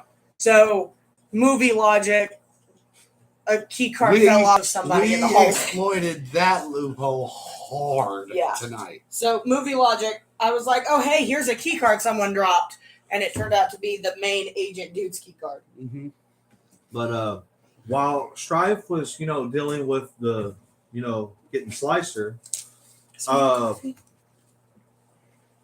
don't know. Jade went and, she went to the evidence locker. She found my MacGuffin. Mm-hmm. She found Humble's MacGuffin. She found Humble's MacGuffin. And she found, what was it, 4 bottles? Strife found those. Strife found Strife those. That found was before yours, y'all too. came in. Yeah, Strife got your MacGuffin and the 4 bottles, and then she was going on the way After back that, and that's when y'all found found the Humble's. badge. Yeah. But Yeah, because me and Tink stood guard for him to get that stuff. And then after we got you and Slicer, I went back into the evidence locker specifically to look for Humble's MacGuffin, so he had the option to go home. But at this point, while she's doing that, Strife goes over and he finds out that one of the Shadow Falcon members was locked up there. it's not going to And be. he come to find out that it was one of his characters, best friend, type deals. Better yet. And You want to grab me that other Red Bull real quick? Yeah. Do you want this top off next? no, I got this. I'm good. Well, then I'm gonna hold off on making more until I can. Okay. This one. Yeah. And then while it's brewing, you can grab me that other Red Bull. And then, correct me if I'm wrong. Okay. Hit me with the actually if you Get in the comments. Apparently, I'm not allowed to play that game with you guys now. Apparently. No, you're not. But was he not looking for Slicer when he found me? No. Okay, so we went there to find you. While we were there was when he was just like, "Oh, by the way, I'm also gonna look for Slicer," and then You he found the just- key card, and that's how Strife was letting everyone out. Yeah. And then after y'all were making your way out is when you went back to get Humble's MacGuffin. Right, no, he's talking about Slicer. I know. I'm just stating that the card that freed him and Slicer Was and all found that while was found before Humble's MacGuffin was. Yes, but That way we have the timeline. In Yeah, order. so we found the key card. We went there for you. Stripe decided, well, while we're here, I'm going to free Slicer too. So he just went ahead and opened both of y'all's things. And everyone except Nexus forgot about Simon. I felt horrible. Hey, I hey, felt horrible. you know what? You want to know about horrible? Until he said something to me, I forgot about Simon. Damn. Poor But it Simon. wasn't because I wasn't keeping, because Nexus, how many times I tried to look at him and be like, what are you doing? What's going on with you? And every time he went to talk to me, someone else would start talking. And like, And fucking I will interrupt say this: or- that is something that is 100% not tolerated at my table. well, like I said, when we start our next campaign And that I'm running, at So least everybody knows, I'm because gonna I'm be pretty handing sure out Tink and penalties for Strife that. are both watching right now. I know They Tink is. She's in the chat What did she respond? I just want to let because I y'all said know Humble's a real one. I'm going to do something that I personally said that I was not going to do, but I was being petty and childish when I said it. I was mad. I'll admit that. I'm going to attempt to run a game. that I said I would never run because of the circumstances that happened during the game. I'm going to run the Curse of Strahd. I will not pull punches. It will not be kind. That is supposed to be one of the darkest and most horrifying campaigns you can play. It is designed to kill the player. This means I get to bring my cleric back. All new characters. Can I still run a cleric? That is fine. Cool. You have to re-roll everything. I am putting heavy stipulations on characters because I did some reading on it. And no, Strife, you will not be able to play a Warforged. They're all new characters. You can play the same class, but the same race. So I have to change races too? The reason I'm not allowing the Warforged is because they are considered soulless. They're technically sentient constructs. That leaves a big issue with the terrain and how Barovia works. As time goes on with Barovia, there is an effect that takes a hold. Slight spoiler. Are we talking about the fog? No, we're talking about it in general. It's not just okay. the fog. Okay. I read some lore on it, and there's an effect that the terrain has on everybody. That's why the NPCs are the way they are. All right. Anyway, Full disclosure, I do not remember what racing class I tried to play. So I'm just. we're a little over an hour and a half in. So we gotta roll it. So you made a point. You were like, I'm getting Simon. Yes. My initial plan was I was going to wait for them to release me. But this is the point where With everything that was going on, though, I was like, there's no way with all this going on, they're going to worry about coming to get him. And I didn't want him to sit there and waste any time he could be trying to do something cool waiting. So I had to kind of break character a little and be like, hey, bro, I'm going to let you know now. You can wait if you want, but you're going to be there for a while. I think that was when you finally, got fed up and pointed out that you were getting railroaded. Yeah, the first thing out of his mouth at that point was, fuck it, I'll just do whatever they want me to do.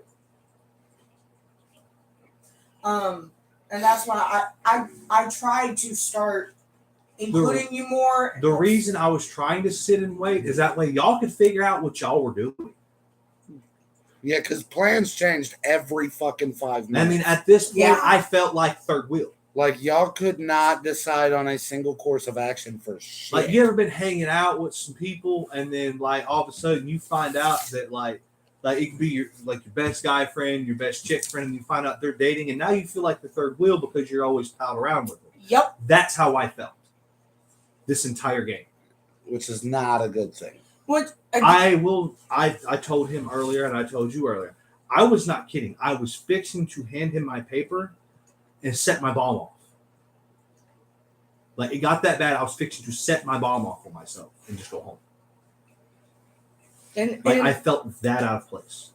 I felt honestly unwelcome at the table because I felt like my opinion and my input was worthless and And invaluable. if that's how it's gonna do during one shot, why would he come to play Never After? yeah. And I get that. And again, I apologize I'm for gonna all guarantee parts you that I this. may have played in that. And when you pointed it out, I did try to correct my part in it. 2 points. That will not happen for Never After. 2 things. One, like I said earlier, I'm setting a rule. I'm going to be extremely strict. When we start that campaign, if I'm talking with a player and anyone else at that table tries to get my attention or interrupt or anything like that, they will, no warning, be getting a penalty on the fucking spot. First time. Number 2, he's playing Pinocchio. That is a very important role to that plot. He cannot be steamrolled. So that's where we are with that. And if it starts happening, I'm going to start handing out penalties, and the 3-strike rule still applies. You get 3 in a session, you're out. I don't care who you are. It's the same rule for everybody. I even asked for 3 well fucks because I wanted him to use them so I would get the turbo tokens. Oh, I forgot to use that one still, didn't I? All right. So, where were we? Escaping from the FBI. Yes. And then from there, we went. And we went back to the radio station Yes, we went to the radio station. and we gave Humble his It's back at MacGuffin. Siggy's. And again, no. So I had to ask. And then when I found out, I went to talking to him. If y'all thinking he's sounding like a broken record for bringing this up, he's bringing it up constantly because it was happening constantly. He's like basically I'm just telling you stating what I every can tell time you. this occurred. That's how bad it was. Like I was in the process, 'cause once I found out that he was, he wasn't from the Cape, and I was trying to talk to him and everything, and he was telling me about how he had cancer and everything, and I was trying to tell him, we have, medicine has advanced so much, Mm-hmm. and he, as I was in the process of telling, I was cut off, and then it was explained by another player.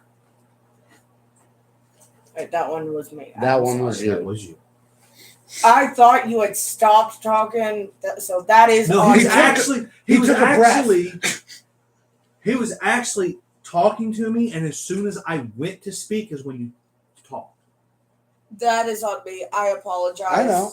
Well, It's not part of on it anyone is, else. and I understand it. A lot of it is, it's in the moment excitement. Yeah. But, and it's like when I will catch myself almost instantly when I go to cut somebody off. And I'm sorry. And there is times when I do speak over people, but it's not often. And typically when I speak over somebody, it's because I'm trying to talk to somebody in the game.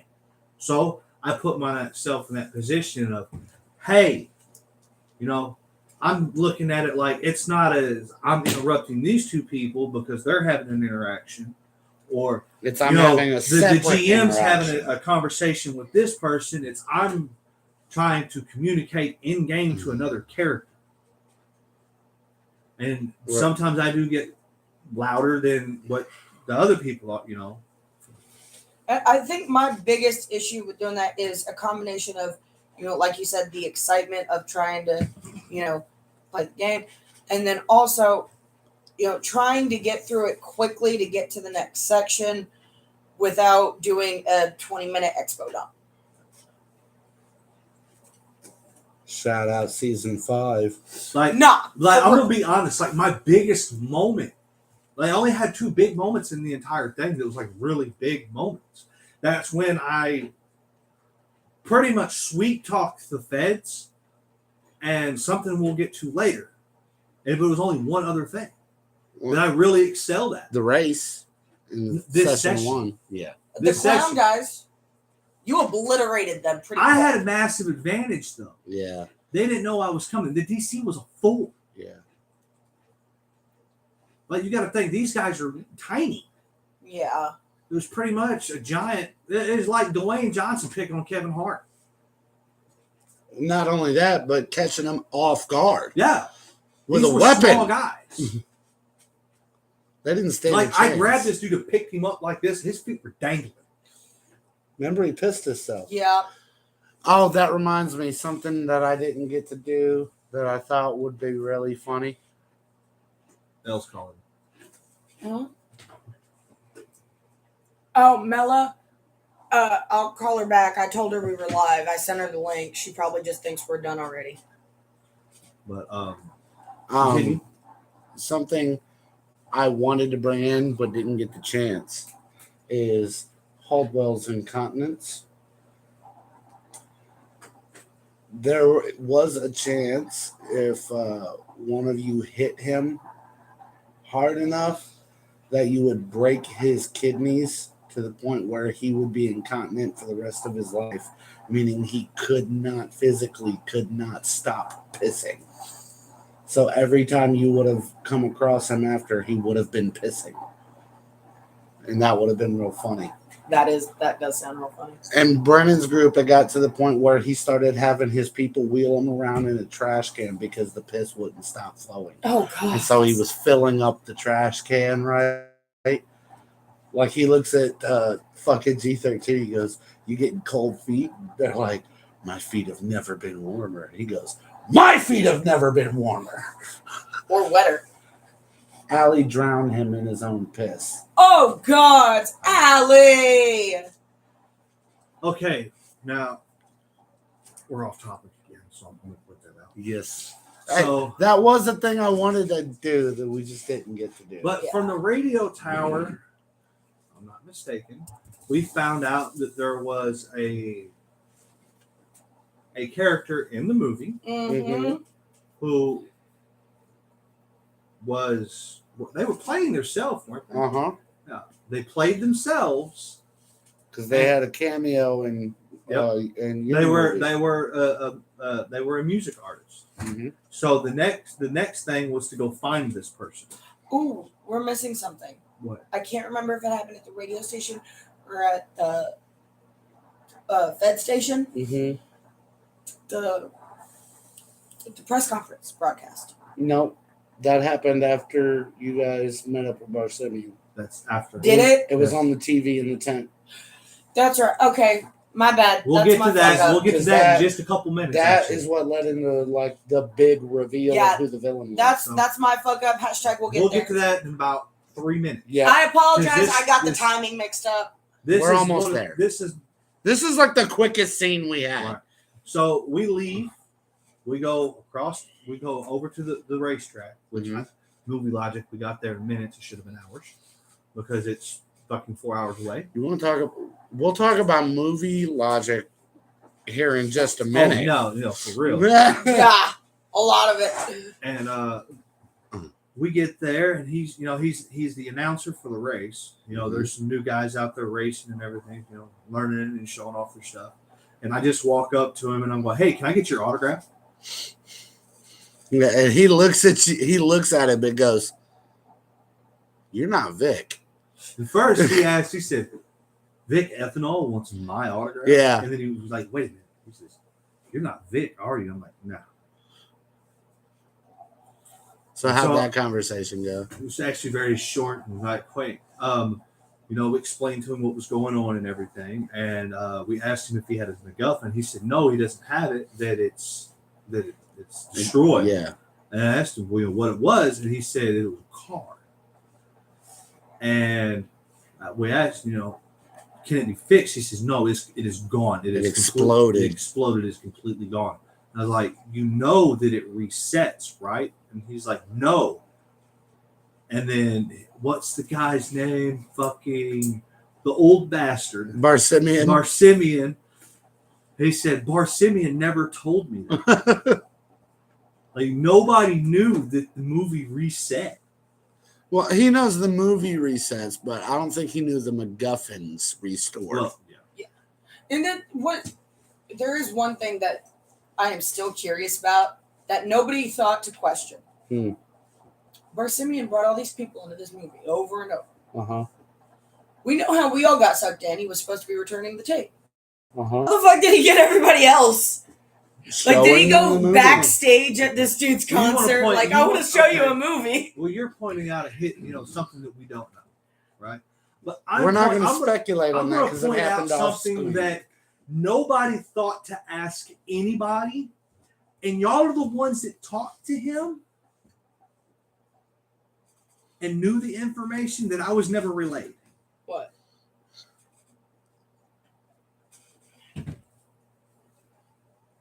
And I kept trying. I was metagaming like a motherfucker trying to get y'all to ask this question. Wouldn't do it. They're talking about how you have to have your MacGuffin to leave. That was stated, right? Uh-huh. I wasn't there when y'all talked to Humble about his MacGuffin being gone. He said that everybody has to be there. He said this to y'all twice. Once on the racetrack, and once at the next scene. Everybody has to have their MacGuffin to leave. Right? Nobody ever thought to ask when they were talking to an NPC to an NPC. How they were still there, and he has left and brought more people in. When he stated in the first session, nobody can leave unless everybody's got the MacGuffins. That's exactly what he stated. He said you have to have your MacGuffins, and it has to be the whole group that came together. But he kept leaving people behind because they'd lose their MacGuffins. You and Tink had this information. You, Tink, and Strife had this information. I will. Yeah, you're right. None of us. I got was to in ask. Victory Lap. I was in Victory Lane while y'all were talking. Y'all never told me the information. All y'all told me was we got a pager to get a hold of him after we get our MacGuffins. That was all I was ever told. I thought she told you everything because she's the expo dump normally. So Nope. I let her do that. Mm-mm. She told you and Strife. I am so sorry. I thought she gave you the same I expo told dump you. because usually she will I repeat told the you exposition it's been- over and over. It's been since it started. You can ask him any other game. She gives the same exposition to every character, NPC and PC. So that I knew. However, if you notice, even this time, she didn't give y'all an info dump. The info dump I gave her, she went, I tell them. You're right. She didn't even repeat it this time. What happened? I am sorry. I will say you're right. None of us thought to ask that. However, it did get answered later. Yeah, because I asked him. No, that's not even what I'm referring to. It got answered later when I got that thing from him at the end. Actually, as I was trying to ask him, he got shot. Yeah, I didn't get the answer then. but we got the answer at the end. So, So you figured out Jake One's MacGuffin was the Aston Martin Yep. that you appeared in. So instinctively, I figured, well, if the movie's resetting, the same Aston Martin that I was driving at the beginning of this entire campaign, this whole 2 session long, has to be the same Aston Martin because in his he was riding passenger in the Aston Martin. Holding on to your dynamite. I didn't have that luxury because he was already here. So I told him, hey, you need to go over here. I'm going to have the street crew get the car and fix it so you can go home. dude was fucking thrilled. So as we was leaving, I called Sean Nitro and had him go get the car and take it to the shop to fix it. Okay. So Tink just jumped in the chat. I'm going to, first off, she says she is truly sorry and she doesn't know what the hell is going through her mind. However, I'm going to read her first sentence word for word and see if you can tell me what the fuck she's trying to say. I'm going to go out on a limb and assume she did talk to text. Oh, I know she did did. it again. Are you ready? Sorry. Are you ready? Yeah. Yep. I had made your brain farts. I had major brain farts. Yeah. Say it Major. faster. I had made your brain farts. Got it. What's the rest? I already told you what the rest said. I told you that before I read the first sentence. Yeah. Now who's having made your Yeah. brain farts? Dementia over here. What'd you say? Major, not major. Honey, you've got to read before you hit enter. Yes. I don't know how many times me and Nitro and Strive have to tell you this. And your mother. And now YouTube. So, Fucking comments. So after this point, we all left. We got in the spy car mhm. and turned it into a boat. Well, before that, you called Barsimian's pager. Yeah, that's right. That's right. We called Barsimian's pager to find, and he gave us coordinates. He told us if we're ready to go home to meet him here. So the Strive looked up the coordinates and found out that it was in the middle of Brazil. In the Amazon rainforest. So we all hopped in the spy car and took off to the water. The and turned car it into a is boat. a boat. The boat is a car. The car is a Major boat. movie logic action right now. Go for it. So my car's got nitro boost. We established this during the race. So I was like, okay, I'm gonna do the nitro boost on the water so we can get there faster, right?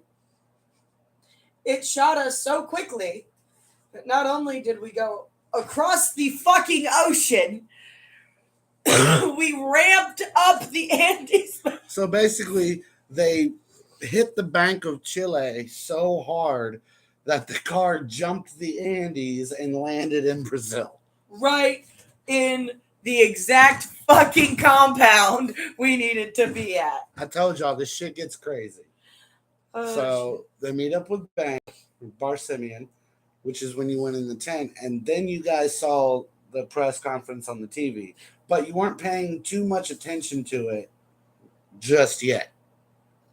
yeah, that's Right now, y'all were pretty much focused on getting home. yeah. We tried. He tried. He asked everybody, "Do you have your MacGuffin?" And we're like, "Yeah." He says, "We need to hold them tight."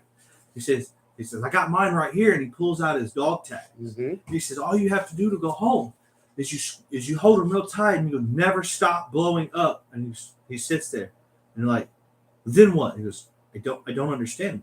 We're still here."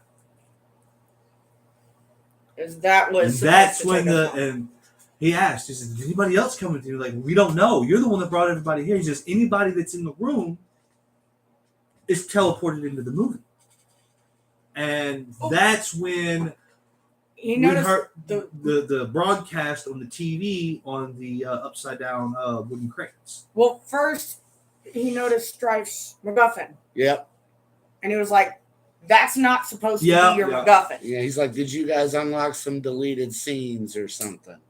And To that that's effect. when what you're talking about, the broadcast come on, and it was the president, right? President Slater Hancock. Mela. Woo woo. Hi, Mela. Shout Sorry, out. I didn't answer. You see why? All right. So he's talking about, a new world order. He was talking about the raid on the FBI He said he headquarters, was tired of all this. chaos and lawlessness. Yeah. And then he said something that made me yell and stand up. And what did he say? Nexus, what did he say? Oh, how did he put that? It's gotta tighten the fuck up. And Robin, Almost instantly. yeah, I went, "Goddamn fucking Dave!"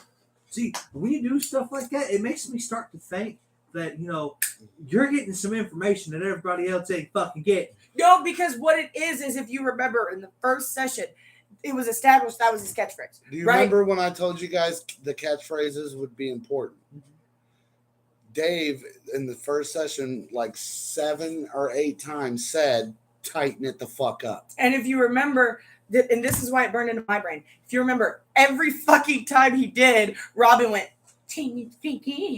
so that's why when everybody's looking at me like, the fuck, I looked at Tig and she's like, "Where are you?" I said, and she goes, "Oh!" Can I make a statement real quick though? What?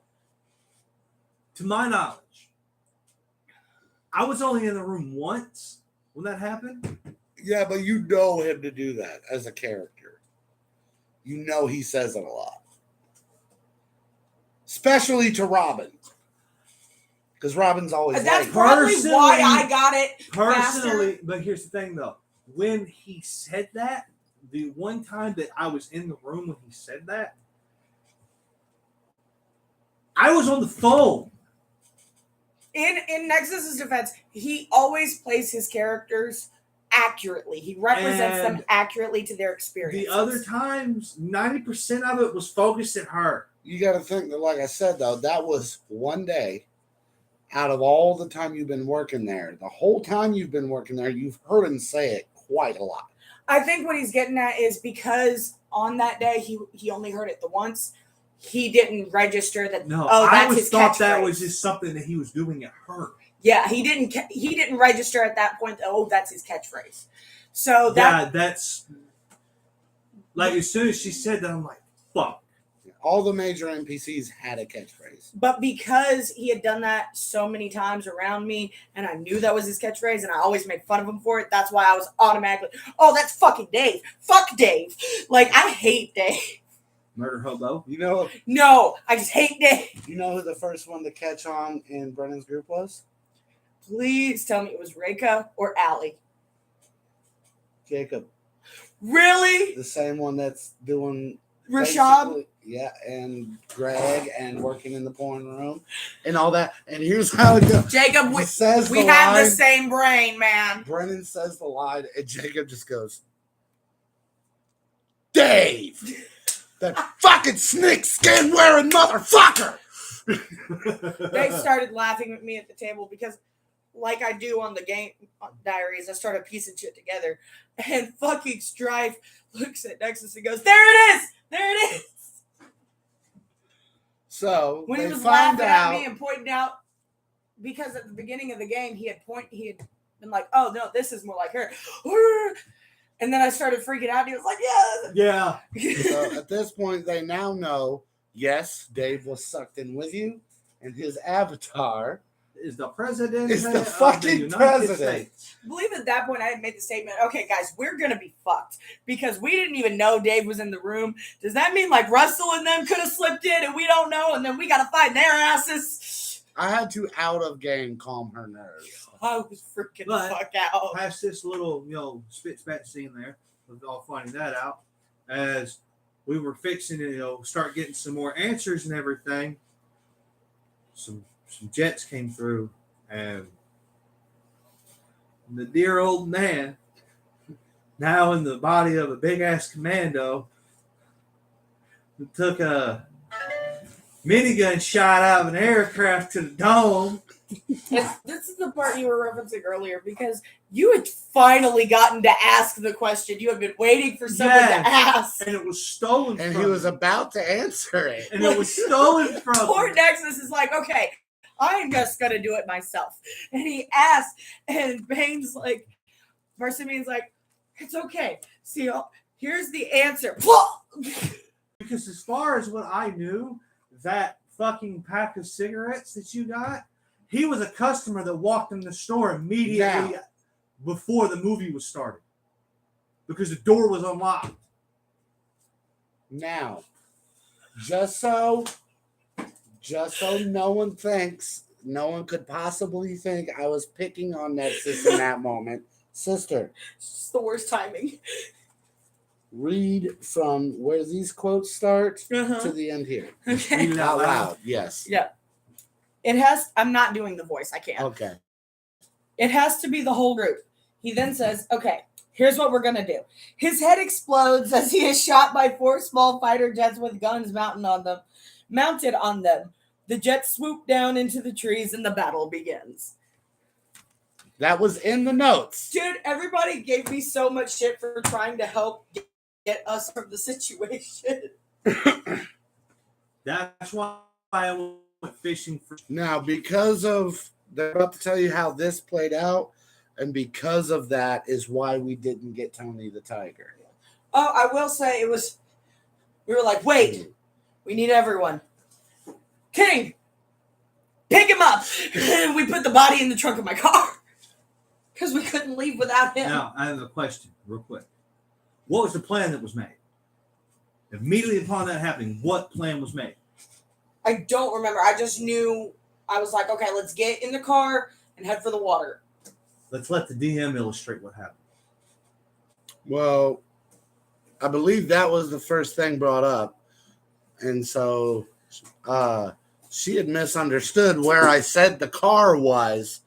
When I said the car landed right in the trees, she thought it was in the trees, but I did think a state few of in the us thought campsite. that. I think So- a few of us thought that. She's like, I'm going I to thought drive it was out around of the because we got out of trees or some I shit. thought we dropped down out of it. You landed like in that little clearing where the campsite was. That's perfect. So essentially, they end up getting in the car and they're going to drive. Yeah, and you never brought me that Red Bull. Would you rather I go get that? No, it's too late. That's done now. Do you want some? So they get in the car and they blast from. This is, again, where the movie logic starts taking control. They drive from the middle of the rainforest to the ocean in 10 seconds. Now, with that being said, what plan or what was stated for that to take motion? What do you mean? As far as I know, all I remember saying was, "Let's get to my car and head for the water and get the fuck out of here." Does that sound like a plan or an order? That was my idea, and And everybody then was what like, happened? "Okay." What happened? I believe we just immediately did it. The other two players said, let's go. Not once was, what are we doing?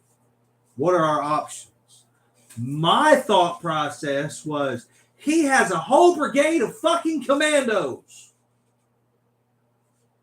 My thought process through this entire time was, and it never got brought up, I get the street outlaws, Tink, get all of her mafia buddies, and storm the White House with the commandos.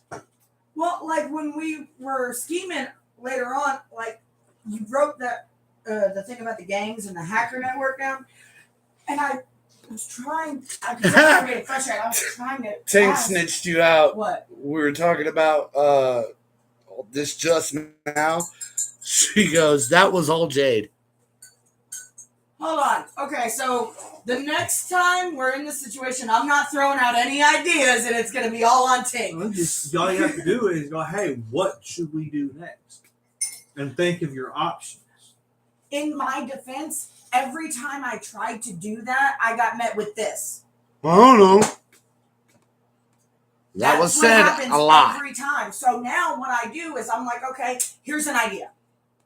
Another thing you can do that I'm playing now is look at me and ask me in character.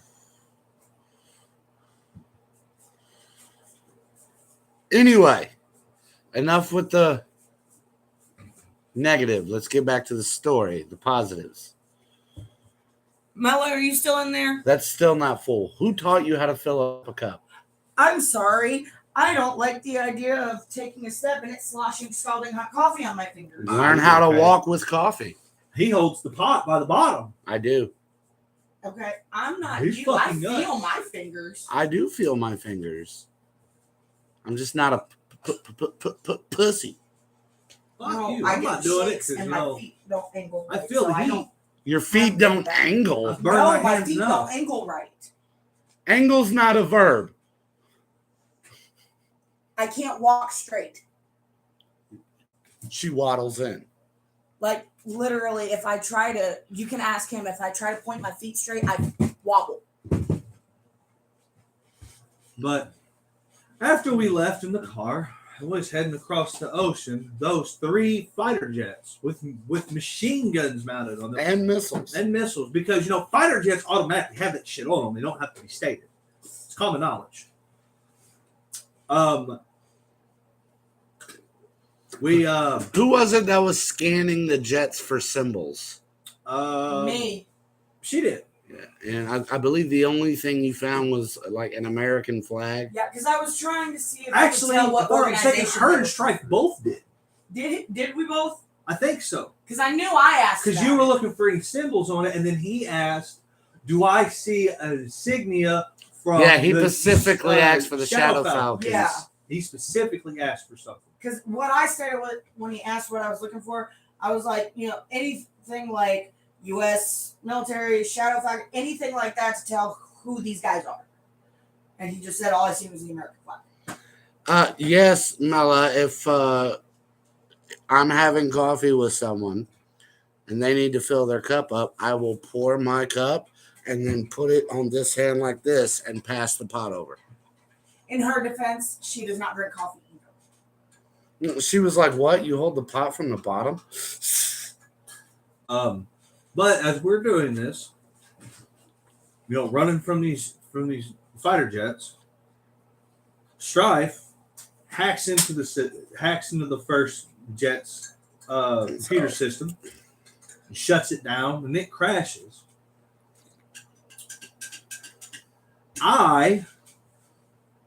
Like here, I'll show pull out a bring me the machine pot real gun quick. from the mythical so pocket, I and can show them what I'm the talking about. mythical magical movie pocket, and I lay essentially upside down in the See? seats and commencing the firing out.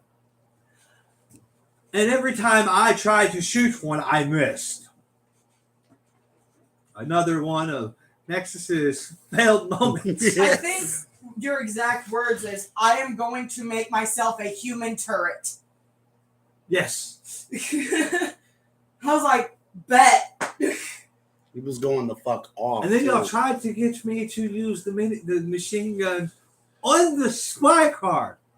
Now, granted, I am shooting one of the largest machine guns that you can handle. I said somebody could control And it because I missing. couldn't aim And then and somebody was trying to get me to do it. I'm like, no, I have mine. I just don't remember who it was. No, he wasn't trying to get you to use the ones on the car. He was trying to get you to use his because he had a grenade launcher on it. Oh my, What? Mela, Oh, are this? you human? Alien in disguise, E.T., Tink. I still wonder, Mela, LOL. Mela, yep, alien. I think the yep alien was because she saw me holding the pot from the Mhm. bottom. And yes, it is hot. Yeah, I didn't intend for anyone to like directly. I just put out a blanket statement because I could not drive and aim them. We did have some cool flavor for that though. What was the trigger mechanism for those guns? Did we go with NES or Uh-huh. Duck Hunt? NES. No, Duck Hunt was Duck for Hunt. the NES. Yeah. But like you could have the controller for the steering wheel and shit, or the gun controller for the guns. Yeah. And I think we ended up. You were using your gun still. Yeah. Strife was Dropped another plane. and then while I, was swerving on the water, dodging fucking planes, I shot at another one and missed it. and Tink took care of the turret gun machine guns on my car. Mhm. Oh, I tried to shoot one of my missiles, but I But- missed. Long story short, Strife took all three of them down. Tink peppered one with machine gun. Right through the windshield. No. Yeah. Yes. Did it? Because Yeah. he made the description that it caught the pilot like this. And yeah, but If you're watching, sound off in the chat, you'll get a shout out. I told Strife when I turned on the machine guns, I also pulled my vial of the chemical out and I handed it to Strife. I said, put this in the nitrous tank. And this dude didn't want to at first. He was like, oh, we're going to blow up. I was like, no, like this is going to beef up the car just like it's meant to beef up that bomb, and it beefs up it's a movie. It's going to beef up the car. Just trust me on this. Just like, the logic of the better you are at driving, the faster your car goes. Yeah. That I we thought the used gun in the control race. was awesome, says Tink. So when he finally did, I kicked on the nitrous and we shot the fuck out of there. I was like, I told you. I think that's how you're getting hit by the last jet that was falling. And then Nitro was like, but since you did that, you are the only one without one now. And I was like, Barsimian's in my trunk. Yeah. The last one, Strife took the first two. The last one fell because Tank shot Yeah. the pilot. But yeah, I was like, Barsimian's in my trunk. Wouldn't he have some? And he's like, high or low. Needless to say, I got an extra bottle. Yes. and I called the one bottle. All right. So they get back to LA, I think, first before you went to Washington. Right? 'Cause Yeah, y'all went to because talk to Humble again. I think that your idea or Strife's His, I think. to have Humble recruit Yeah. the alienated. No, I think that was Strife. Was it? Yes, that was Strife. Correct us in the chat if we're wrong, Tink. If she remembers. No. Was it Strife or Nexus that called Humble to get the alienated? I think it was kind of involved? both of us. Yeah, because at that point was when you and we were doing the scheming thing, and you were getting. I was like, no, I kind of what are you metagamed getting on that at? one because I didn't know about the broadcast. Yeah. Yeah. But you had mentioned, gangs and Hacker Network. Oh, But I was lost in what you were trying to get across. So that's why I By kept the trying to way- be like, no, tell me what you're thinking, where is that deciphered message handout? I handed it back to you earlier Yeah, I thought it got handed in. because Strife handed it to me and I handed it to you because I wasn't there for it. Yeah, I don't have it. So No. no, I handed it back.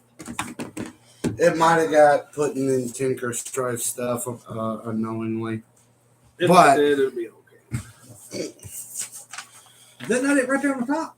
No, this is my notes for Mercury facility. And this is Dave's stat block.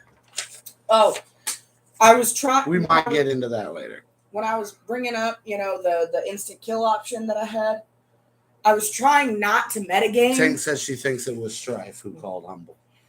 I I was think try- it might have been. the She whole might be reason right. I didn't say why I wanted to try that is because I didn't want to metagame. He showed me his stats, but I couldn't tell y'all how beefed they were. They were bad. Here, real I quick. figured that when you said, the insta kill thing, I kind of put that in. Real quick, I'll get this out the way. So Dave, as the president, has D20s across the board.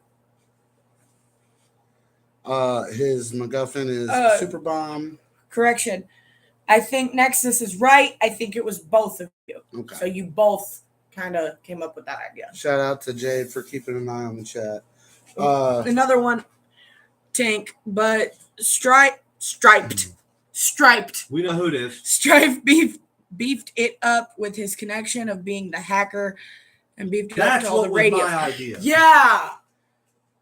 He Strife mentioned the alienated. And then And you I mentioned asked, well, boosting can the you signal. can you use the radio tower to boost this with your stuff to boost the signal to every satellite possible? Yeah, because at first he thought you were talking about hacking into the satellites, and he was like, well, I'm already connected to it. And you're like, no, like beef it up. I was like, you mean like amplify? You're like, yes.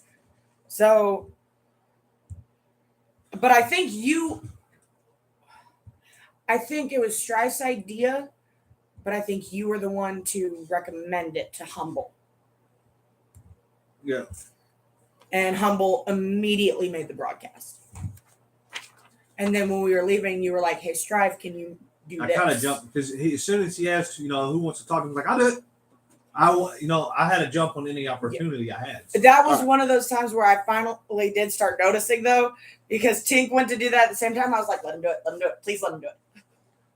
We are already past our 2-hour mark. We really got to focus up on this shit. So after that, Hang on, let me get through this real quick. So, D20s across the board. Every single fucking stat. MacGuffin Super Bomb description: nuclear plus EMP plus APS injector.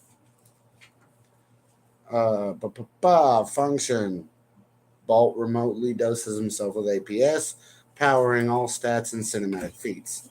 Abilities: movie rewind, can rewind the movie in real time, undoing any damage to himself. Limited 3 times per episode. Reality warping, can summon people, creatures, vehicles, or objects into existence at will. Limit 3 times per episode. Narrative trade-off. Each use of this ability draws upon the movie's special effects budget and depletes it. So that's why it was tearing the world apart. Minor summons equals small distortion of reality. Major summons, like the big thing at the end that we'll get to in a second, plus here examples: army of creatures, flying battleship,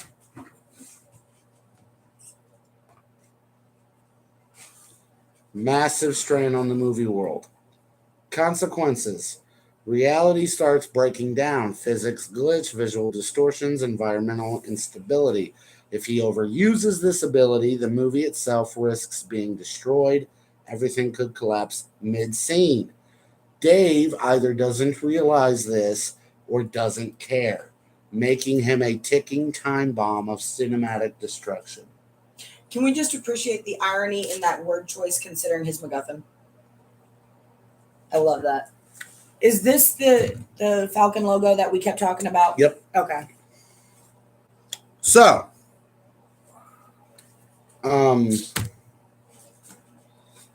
we got Humble to do the other broadcast. We boosted the signal. We disguised ourselves. Yep.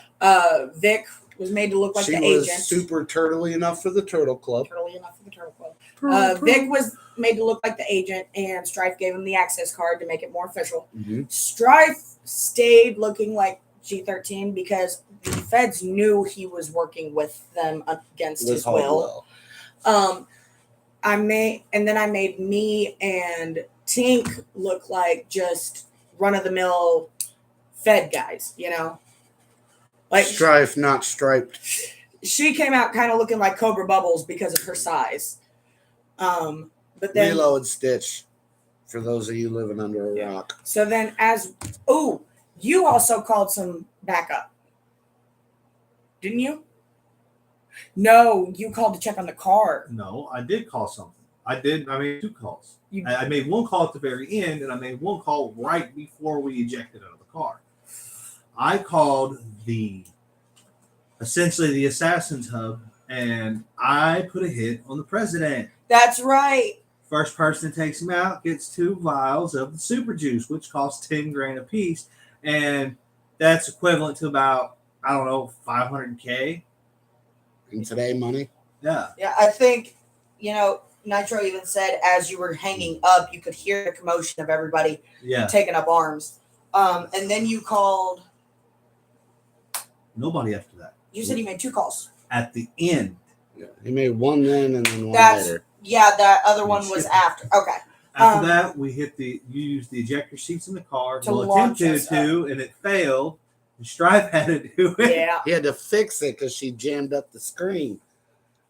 So And then we got Robin's up there. not tech savvy. they essentially get superhero bounced up because, first off, because we skipped the whole setting of this with scene. 2 things, actually. So they pull up, they get to DC, they pull up out front of the White House, and the entire area looks like a scene from RoboCop. Like it's dystopian police state type shit. And there's been like a lot of like Jumbotron screens attached to some of the buildings, kind of like in Times Square. And Dave, the president, is being broadcast on them from the roof, Announcing a fuck ton of brand new wars. saying, we're going to tighten it the fuck up, and no longer will your sons or brothers or husbands be forced to go because I'm going to do it. And at that point, the White House did what? For anybody who's watched The Avengers, there's that scene where the fucking The ship helicarrier on the agency water starts fucking lifting into the air. That's what the White House did. the It shield just helicarrier. Yes. Yeah, it just fucking uprooted from the earth and started fucking up.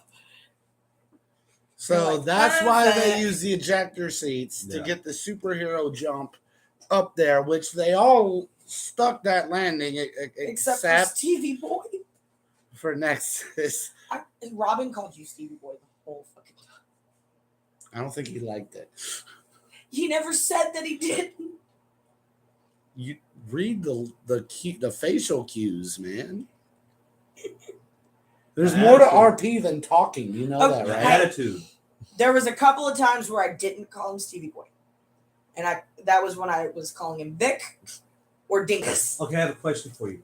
What did Steven say to you at the very beginning of the first session that pissed you off?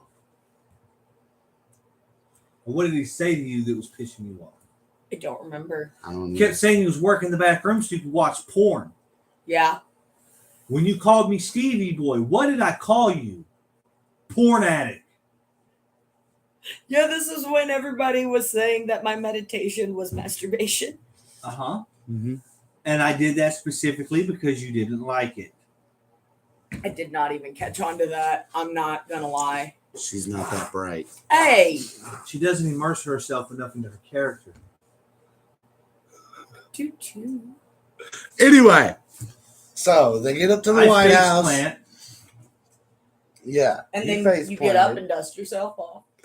And then I believe from there you ran inside to head up toward the Well, roof. How in order of what it went, Tink and Strife and Jade all attempt to jump.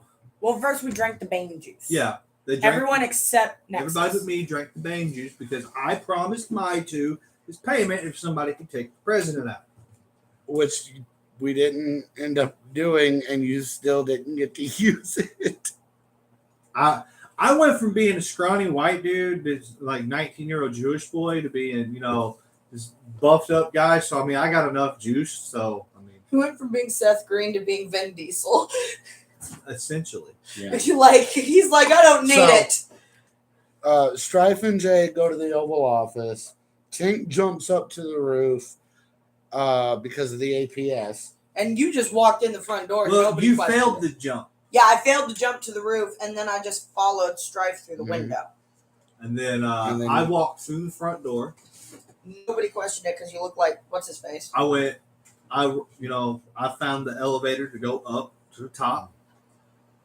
No, you took the stairs. The stairs, elevator, whatever it was that went to the top. Strive, he rolled exceptionally well. I mean, he couldn't ask for a better roll. More movie logic. Blew up multiple times So and hacked into. Oh no, he blew up on a D20 and then got a 19 plus his 5 twice and put himself at 59 on a tech roll to hack into the computer system. And he was in the cameras and all kinds of shit. Tink, she was on the roof and confronted the president. They got into an altercation.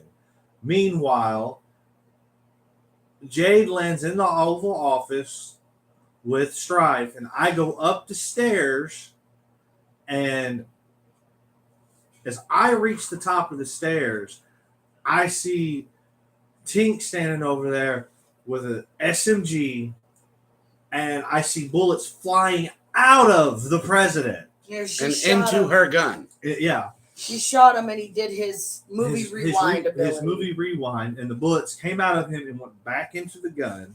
So I rolled a sneak. This was my second, the only other good roll I had all fucking night.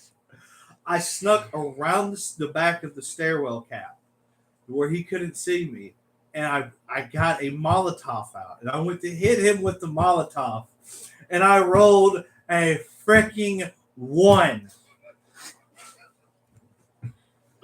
And on top of that, my next roll was a 1.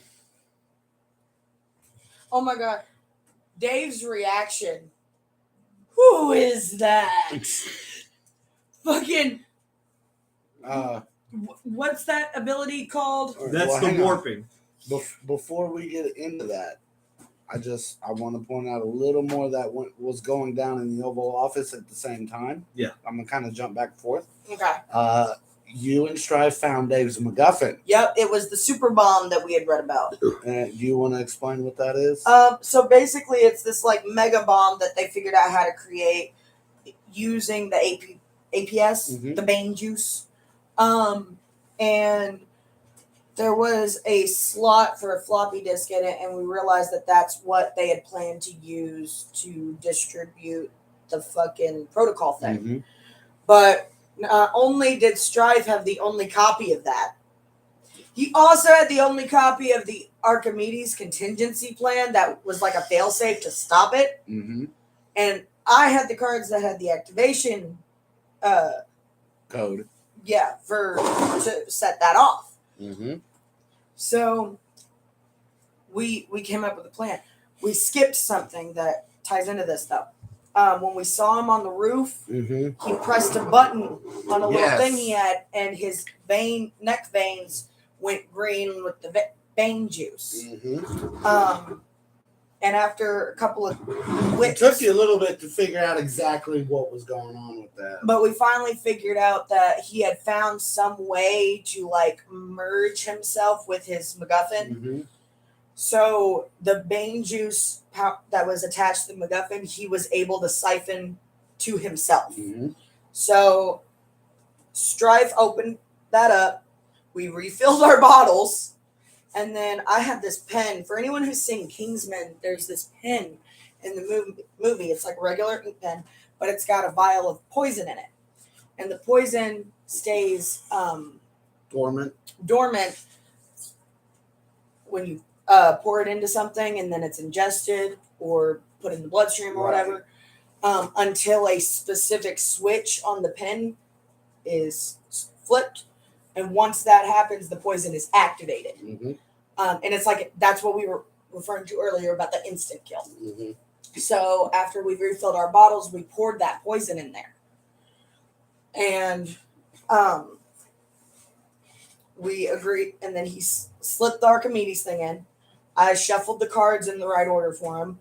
And then he stayed in the Oval Office while I took it up to the roof, to the launcher that was up there. And why did you do that? Because the only way to reset the movie world to the way it was supposed to be was to set the bomb off with the Archimedes thing in it. Mm-hmm. So we were going to launch it to where it wouldn't nuke everybody, but would go off to reset everything. And the contingency is what would block that EMP from going off. And by the time I got up there, I saw 2 Daves. Yep, because the reality warping ability, the first one he did, he essentially like mitochondria split himself, like cellular division, and so there was. It was like a mitosis thing. Yeah. And what did the doppelganger do to you, Nexus, while we were doing that in the Oval Office? Well, in the attempt to, assist in any way possible, keyword attempt, his Dice back did was not like Nexus during the finale. no. In the attempt to help, I tried to grab him. Nope. What did I try to do? Yeah, you tried to grab him and throw him off the roof. No, first it was the flamethrower. I tried to hit him with the flamethrower, and then That's when he burned his second rewind. he used his I failed. I failed the roll. Right, but he also I did that. still narrated it as it going off, and he rewound it. Yeah. And then in he all shot me. technicality, Yes, in all technicality, because of how that happened, and we didn't catch this earlier. you got a free Main burn. dude only used 2 of his rewinds, and Doppelganger used 1 of them. We Too late now. didn't document that correctly. Too late now. But so yeah, he did that, and then you tried to grapple him, right? Yeah. On his next turn, after Tank took a Question, shot. what at was Bane-Dave. what was the originals two? Huh? What was the originals two? You mean the ability tracks? With his original guy, the original president, okay, original Dave. What was his 2 rewinds? It was first the one was the with bullets, Tank's and then gun. we counted the flamethrower, but the flamethrower should have been counted on the other Dave. That's what I was clarifying. He used the bullets from King, and then the after he split, he used it. Which is what The she said. He flamethrower. only used it twice instead of 3 times. No. because that was the second Dave. That's The first Dave used it on Tink's bullets. Then the second Dave used it on the flamethrower. And then the third Dave used it again, I believe, against you. there's only 2 Daves. You know what I mean. The first one used his second one against Right. you. We're That's forgetting not the what part, I'm saying. guys. What I'm saying is We're forgetting where the commandos came in with the chopper. because Yeah. that didn't happen yet. Yes, it did. It came in between my rounds. Did it? Yes. Okay. After I got shot, they came in and they shot the commandos from From the chopper. the chopper. They came in on a Black Hawk helicopter, and an NPC named he's based on Balboa's Rambo. It's in here. No, it's not. No. Jim Ringo Jeff Ringo. Jeff Ringo. Was on the turret, and I can't remember exactly what he said, but it was something to the effect of they was going to kill him because they killed, He said for Damian Bain. for Damian Bain, and he shot him up with that 50 cal. That's right. The doppelganger had the flamethrower. And then he healed the other himself. guy had that in Tink's gun. Okay. And then somebody hollered at him that to help him out, to shred him or whatever. I think that was Strife. Yeah. And then over he there said, "I talking got or you." whatever. And then on my following turn, I attempted to grab Dave, and I was going to sling him off the roof because, logically speaking, you're only going to be able to save yourself so many times. However, what Nexus hadn't counted on is he was on a D6 or D8, I think, A D6. against the D20. You never know when you're going to blow up. Plus, Dave was hyped up on APS and you weren't.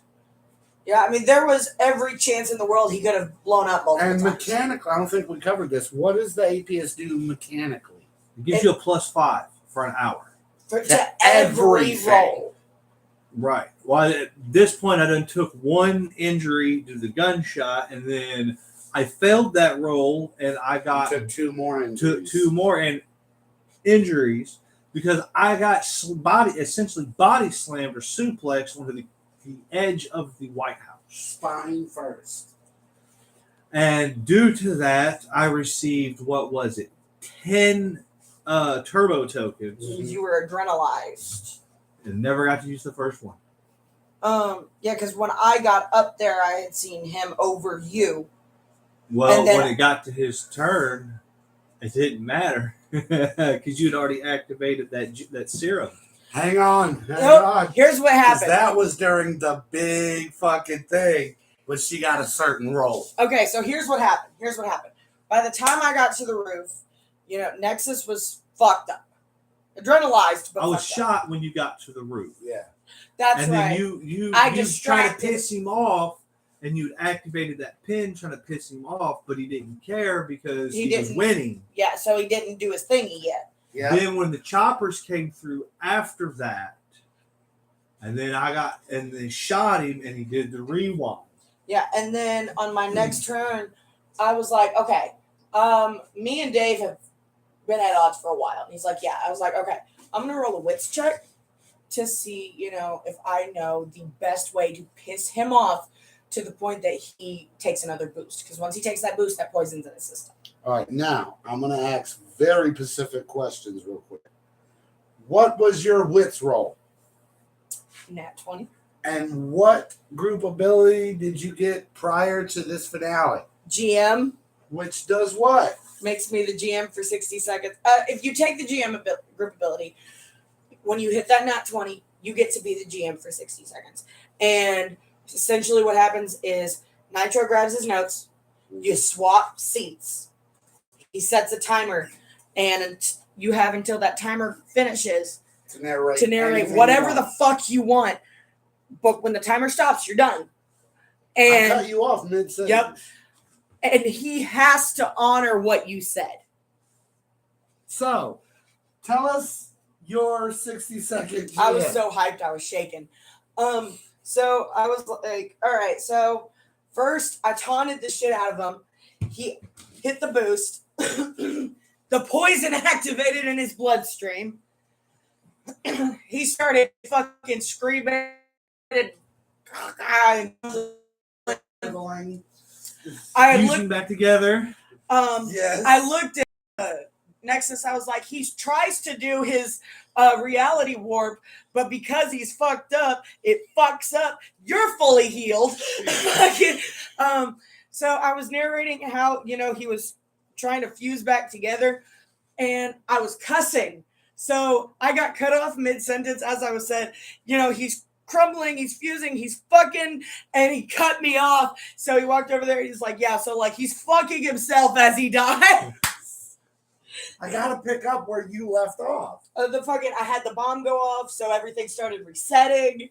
Like, it was great, man. Like I said, the bomb took off in the air and it exploded away from everybody. When I said this game was gonna get crazy, this is the only game we've ever done where the main villain was busting a nut inside his own asshole as he died. Strife goes, he's coming and going.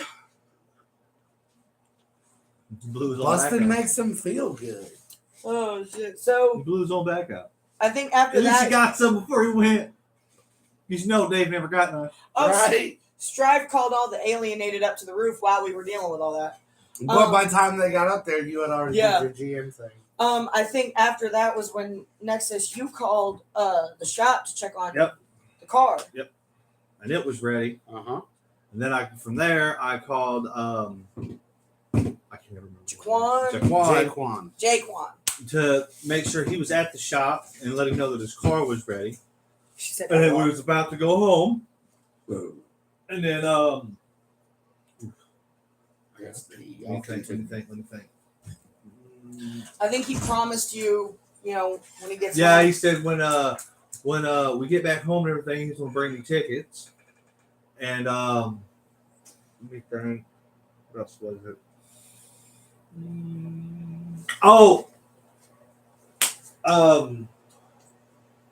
That's when we all decided that it was, we was good to go home. Wait, no, one more thing for you. Are you coming over here? No. Oh. I got pee. Um, So we've wrapped everything up except that last little bit for her. Before you went home? Yeah. Yes. Okay. So Robin gets to contemplating, right? Yes. So she steps over to the edge of the roof. She's looking up, and she does her little meditation to seek counsel with Rashab. Uh-huh. And essentially, she is caught between going home and staying in the He movie. tried to answer you nonchalantly like he has been all season, and you weren't quite catching it, so he had to take a more direct approach. Wait, what was the nonchalant one? The slip, your work badge. Yeah. And then the flat out one was he just talked to you. Yeah. So, okay. She was like, okay. She didn't know if she should go home or not. Because back in the real world, her life pretty much sucked. But in the movie, she could be whoever and do whatever, right? Well, technically, you could only be Greg Sox. Yeah, but because of his spy shit, he could disguise and be whoever the fuck. Yeah. So, she didn't know if she should go home or not. And, then Rashab sent the paper. It was her work badge. She's like, how the fuck did that get there?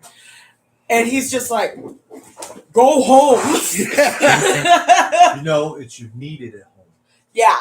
So I was like, okay, Rashab. And then we went home, right? Yep. We never stopped blowing up. Area.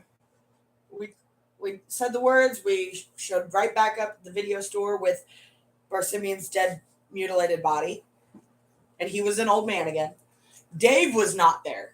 A customer almost immediately comes into the video store. Yeah. Who covered the body? Was Was it you or Strife? Strife. He said he took his jacket off and covered his body. The tape was coming undone. Uh-huh. And we were panicking because I was like, oh no, Humble! Because there were so many people still trapped in the movie. So I unplugged the machine. Yeah. And that's when the customer came in. And who was it, Nitro? I'm like, this is your scene. I don't remember how he looked originally. He just looked like a normal dude in a Just brown like a normal suit. dude. Yeah. I think And you said he was a blonde-haired guy. Dark, like dirty blonde. Yeah. Almost brown. so he walks in and he's like, I've got something for Robin. Yeah, he said, which one of you is Robin? I was like, me. And he hands me a package, right? And when I opened it, it was the tape. A brand new one. Yep. And it was Never Stop Blowing Up tape. And then what happened? Then he turned into a big glowing shape with a face. Said, hey there, it's me. Hello, I'm freaking Rashab. And flew the fuck off. And at this point is when Tink goes, who? Where do you think the tape Tink came wasn't from? the only one. It was Rashab I had an the whole honest time. what the fuck moment and was ignored. to be fair, I did spin around. I was like, I told you. I was like, I got you, Rashad. I believe. Like I was emotional as shit. Yeah, but I was trying to do the whole what the fuck in shock thing, asking what in the fuck is that? I think at that time It's everybody fucking was Rashad. reacting, and I couldn't keep up with everybody. Yeah. After that, I was also trying to wrap up everyone's personal Yeah. shit too. Yusha came out after that, right? Yep, that's what I was about to say. Usha came after that. She let everybody know that the video store is making more than enough money to stay open. That Dave had been embezzling money and had bought a ticket to Just out of the country Yeah. somewhere. He's just gonna close the store and dip off with all the Yeah. money, basically. Yeah. And she said that how'd she put that? That we could. I don't know how this woman come up with this because she can't even operate a fucking copy machine. No, for real. But she said we could turn it into the cop and the government and have them go after him, and we could buy the store and keep it running from the bank. Mm-hmm. After that, Paula. No, no, Paula was almost last. Oh no, then it was his brother. no, No, mine was last. Next was Liv. Tink's Yeah, sis- okay. Yaz's sister. yeah. So it was Liv, then Paula, then Fuck. I got his name. Hang on. all right. So Liv runs in. And then after Liv and everything, it's Yeah. Paula. Yeah. So Liv runs in and tells Yaz. That they hit the lottery. Kyle. Yeah. What's your brother's name? So they won the lottery. I knew it was a K. I went with Kyle because you're a curly red-haired Jew, and I watch South Park. It's great. So yeah, that's when she finds out her sister. Yaz finds out her sister won the lottery. Mm-hmm. Then it goes to Paula coming in and approaching Ty, Mm-hmm. and she's like, I'm tired of this. She gets down on one knee, put a ring box with a key in it, and says, "Will you move in with me?" So not only does he agree to move in with her, he gives me his house. Where is doesn't his grandmother live there? No, No. she has her own place that I live in the You garage. In So- the attic of the garage. Yeah, so he gives me his house, and I You went, heard that correctly. I went to Russell and I was like, "Yo, how'd you like me and Steve to all have our own bedrooms?" So, and then your brother showed up. And She was literally just talking about that, Tank. Read it. Don't forget about Ty giving. You misspelled Dade. It's the delay, probably. No, she misspelled it. No, I'm talking about why that's just quit Oh, yeah. spoiling. Jayde. All right. If What you happened? wanted to tell people stuff and give them hints, you should have stayed for the show. Oh, And what happened with Kyle? Kyle showed up. Steven was aspirated and aggravated and told him that he was not going home. And he said, "I know. That's why I'm here." And I'm like, "Well, I live above a garage." He's like, "Not anymore. I got a 2-bedroom apartment." isn't the first thing you And said? I didn't tell mom or dad. Yeah. Like you walked in and you didn't say hi. The first words out of your mouth was, "I'm not coming home." But hey, his brother's a real one because he goes, "Hey, I love my little brother. He refuses to come here. I'm going to go there and support him." I know I got ahead of myself. LOL. Oh, someone else came in for you. Who else came in for you? Oh, Jaquan Yes. showed up with tickets to his show and a check Mm-hmm. for however much the video store cost. So essentially, I'm your boss. Because I do believe, correct me if I'm wrong, when you had that exchange with Jay Kwan, he agreed to give you tickets to his show when he got out and to help you buy the video store. Yep. Well, I think originally what he had said was, like he was bummed because he loved that place, and he had Yeah. recommended Jaquan buy it and us work for him to Right. keep it open. I And told him But I I would think be he his just- accountant. Yeah, I think he So- just went ahead and put him in charge. When he showed up at the end, he looked at him and he went, "Hey, I'm a man of my word, and handed the shit over. Which He- is no, he said, I promised you something. the fact that he kept that in his mind All those years. all that time until he knew we would be back in our Let's see, timeline. he was in there for what, 7 years? About But like he made sure not to forget about that. That's awesome. It was established when I got tape. It wasn't just a tape that I was now the keeper of. you So took I'm the Bartholomew's one that place. can. But put I people will in point and out this now. out. There was something that was said to an individual first session that I never heard, probably because I wasn't involved in the conversation and I don't pay attention to it unless I'm involved in the conversation, is the fact that only 93 minutes takes place in Unreal. So I'm glad Humble didn't come back. Yeah, because he would have been spat out 30 years ago. Mhm. Oh, I gave Humble Among. I was like, hey, got an idea for you if you're looking into getting into music. Yeah, remember when I told you guys she took credit for Rabbit I Hole? did not take credit. I just gave this I tried to universe's leave that Humble an part idea. out. I didn't want to make her look, I wanted this universe's Humble to have She the same dope ass music. No, she the real Humble basically has. she basically established that in this world, she's the reason Humble wrote Rabbit Hole. No. all you said was rabbit hole. Just run with it. Exactly. That's all his music. And what do you think was going to happen as a result of that statement? That he was going to write a song called Rabbit Hole? He could have named it something else. He could have named it Where'd That Rabbit Go? Shame. So I think, all in all, it was a pretty satisfying conclusion, but we all want a sequel. Tell Brennan. Brennan! Get in the fucking comments, Brennan. Do a sequel. Because I tell you what. I don't know I how tell you many what. times I have to say Shut this. the fuck up, Tink. I don't know how many times I have to say I this. tell you what. I don't write this shit. I What will takes get that? on camera if Brennan gets in the comments. Brennan. So now all Brennan. 100 subscribers have a goal. Get Yeah. Brennan Lee Mulligan to watch one of our videos. Go to Dropout. Spam him. Tell him, go to LHRPG Official and get in the comments. Make it a reality so that Jay can suck them back into a movie. Because I'm going to say at least half, if not more than half, of our content on this channel is just covering his content. Yeah, for real. Like, he's a big part of why we have a channel. It would be so amazing to get him on an episode sit down. It would. But I think that Is that covers everything? Never Because Stop we're Blowing almost Up. at 3 hours. I think that covers Never Stop Blowing Up. Am I right? What are we jumping into next? Next, we're going to be doing another Dimension 21 shot. We will be doing something we've never done on this channel.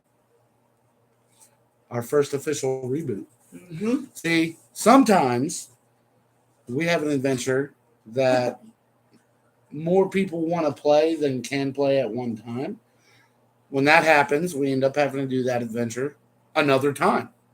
So, here in a few weeks, couple weeks, should be 2 weeks, look forward to a reboot of Misfits and Magic. Starring Jade, Tink, Strife, and Mella. I do want to drop a promo for something else coming up. After Misfits and Magic, our next live stream after that will be quite short. It will be a pretty much a directional thing, A promotional preview. preview. Because after that, we are starting a new campaign with a That new. I'm not running. It's a new GM. I think her name's Jade. Yeah, fuck that bitch. Fuck that bitch. But I will be running my first campaign. It's a Call of Kid Cthulhu based on Stranger Things. I'm going to attempt to play. However, I have surgery in 2 weeks. So I may not be able to play, but I'm going to try my damnedest. I've got to alter my notes, put you in there, but I'm going to give you some, basic stuff So that you that's can why- build on. That way, if you can play, you're able to build on it. If you can't, it's okay. We can still continue. That's If that one of the makes main sense. reasons we're doing Misfits and Magic next session, because he's already played that and he won't be able to make it that week. So But so that one, the players will consist of Nexus, Mella, Strife, Tink, and Lil Nitro.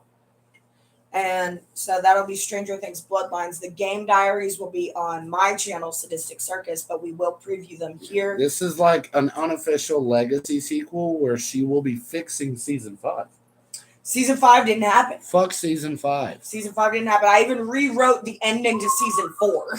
If you made it all the way through this long ass live stream, comment fuck season 5 in the comments, not in the chat. And let us know who your favorite Stranger Things character is. Maybe they'll get some love. Anything else? I think that about covers Anything you our... want to plug? My favorite Stranger Things character died. Mine too. No. I My need a second name favorite because one too many died. people died. My second favorite Samwise. one died. Oh, Bob. My second favorite one died. After that, that one died too. Who else? Yeah, it was a spoiler. I hadn't got that far. Y'all told me about it.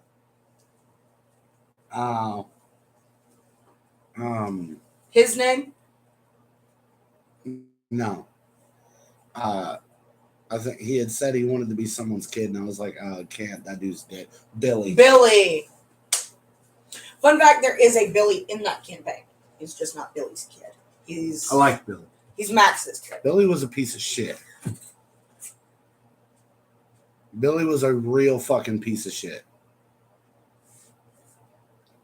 Like, I do understand what they tried to, explain about his personality, but shoving it in the last bit of his arc did not fully redeem him. And not only that, but I don't give a fuck what you go through as a kid. That is not an excuse to push it on other kids Oh, no, I agree. and victimize others. I'm just saying Wait, that Billy, I get that's, what they were trying to do. Max's brother. No. Then who are you talking about? You talking about Eddie? No, because he said Jock. Are you talking about I didn't say Steve? Jock. Yeah, you did when me and you were talking about No. it. That's That's why not I my said favorite. Billy. No. Not them. My other favorite character. Oh, Okay. what season?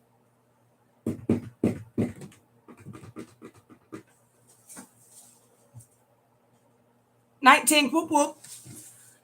Whoop whoop. I don't want to just start listing I people thought who you said died. they got killed off. But you told me they got killed Who? off. I don't want to just start listing people It's who fine. died. I'll deal with it later. Okay. All right. Well, that's how that went. That's Um, what's coming next. One thing I've been doing in these game diaries for you that you always do for us that we didn't get to do Oh today. yeah. What's something you liked about this game? Something that we didn't mention. Dave summoned something into existence simply because he thought it would be funny. The Tyrannosaurus Rex with the boobies The and the cowboy hat. Tittysaurus Rex. He summoned a T-Rex with a giant Flappy tits. cowboy hat and big titties. That was just stomping through the city.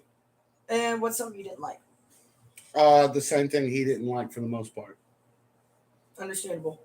Plus all the fucking... I don't understand why it took 3 hours to set a plan that took 5 minutes to play out. Yeah. Not to mention the fact that the plans kept changing to the point where over half of the notes in here never got used. And I had to improvise a lot of shit. And what's something you're looking forward to, either in your next run or my run? Either or.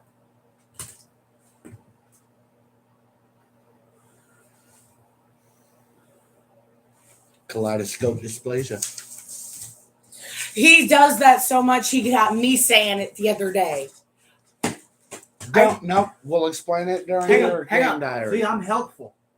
I doubt it'll ever happen. But Gaten Matarazzo, if you're watching, I am so sorry that he is butchering your condition. Oh, also, you're my daddy.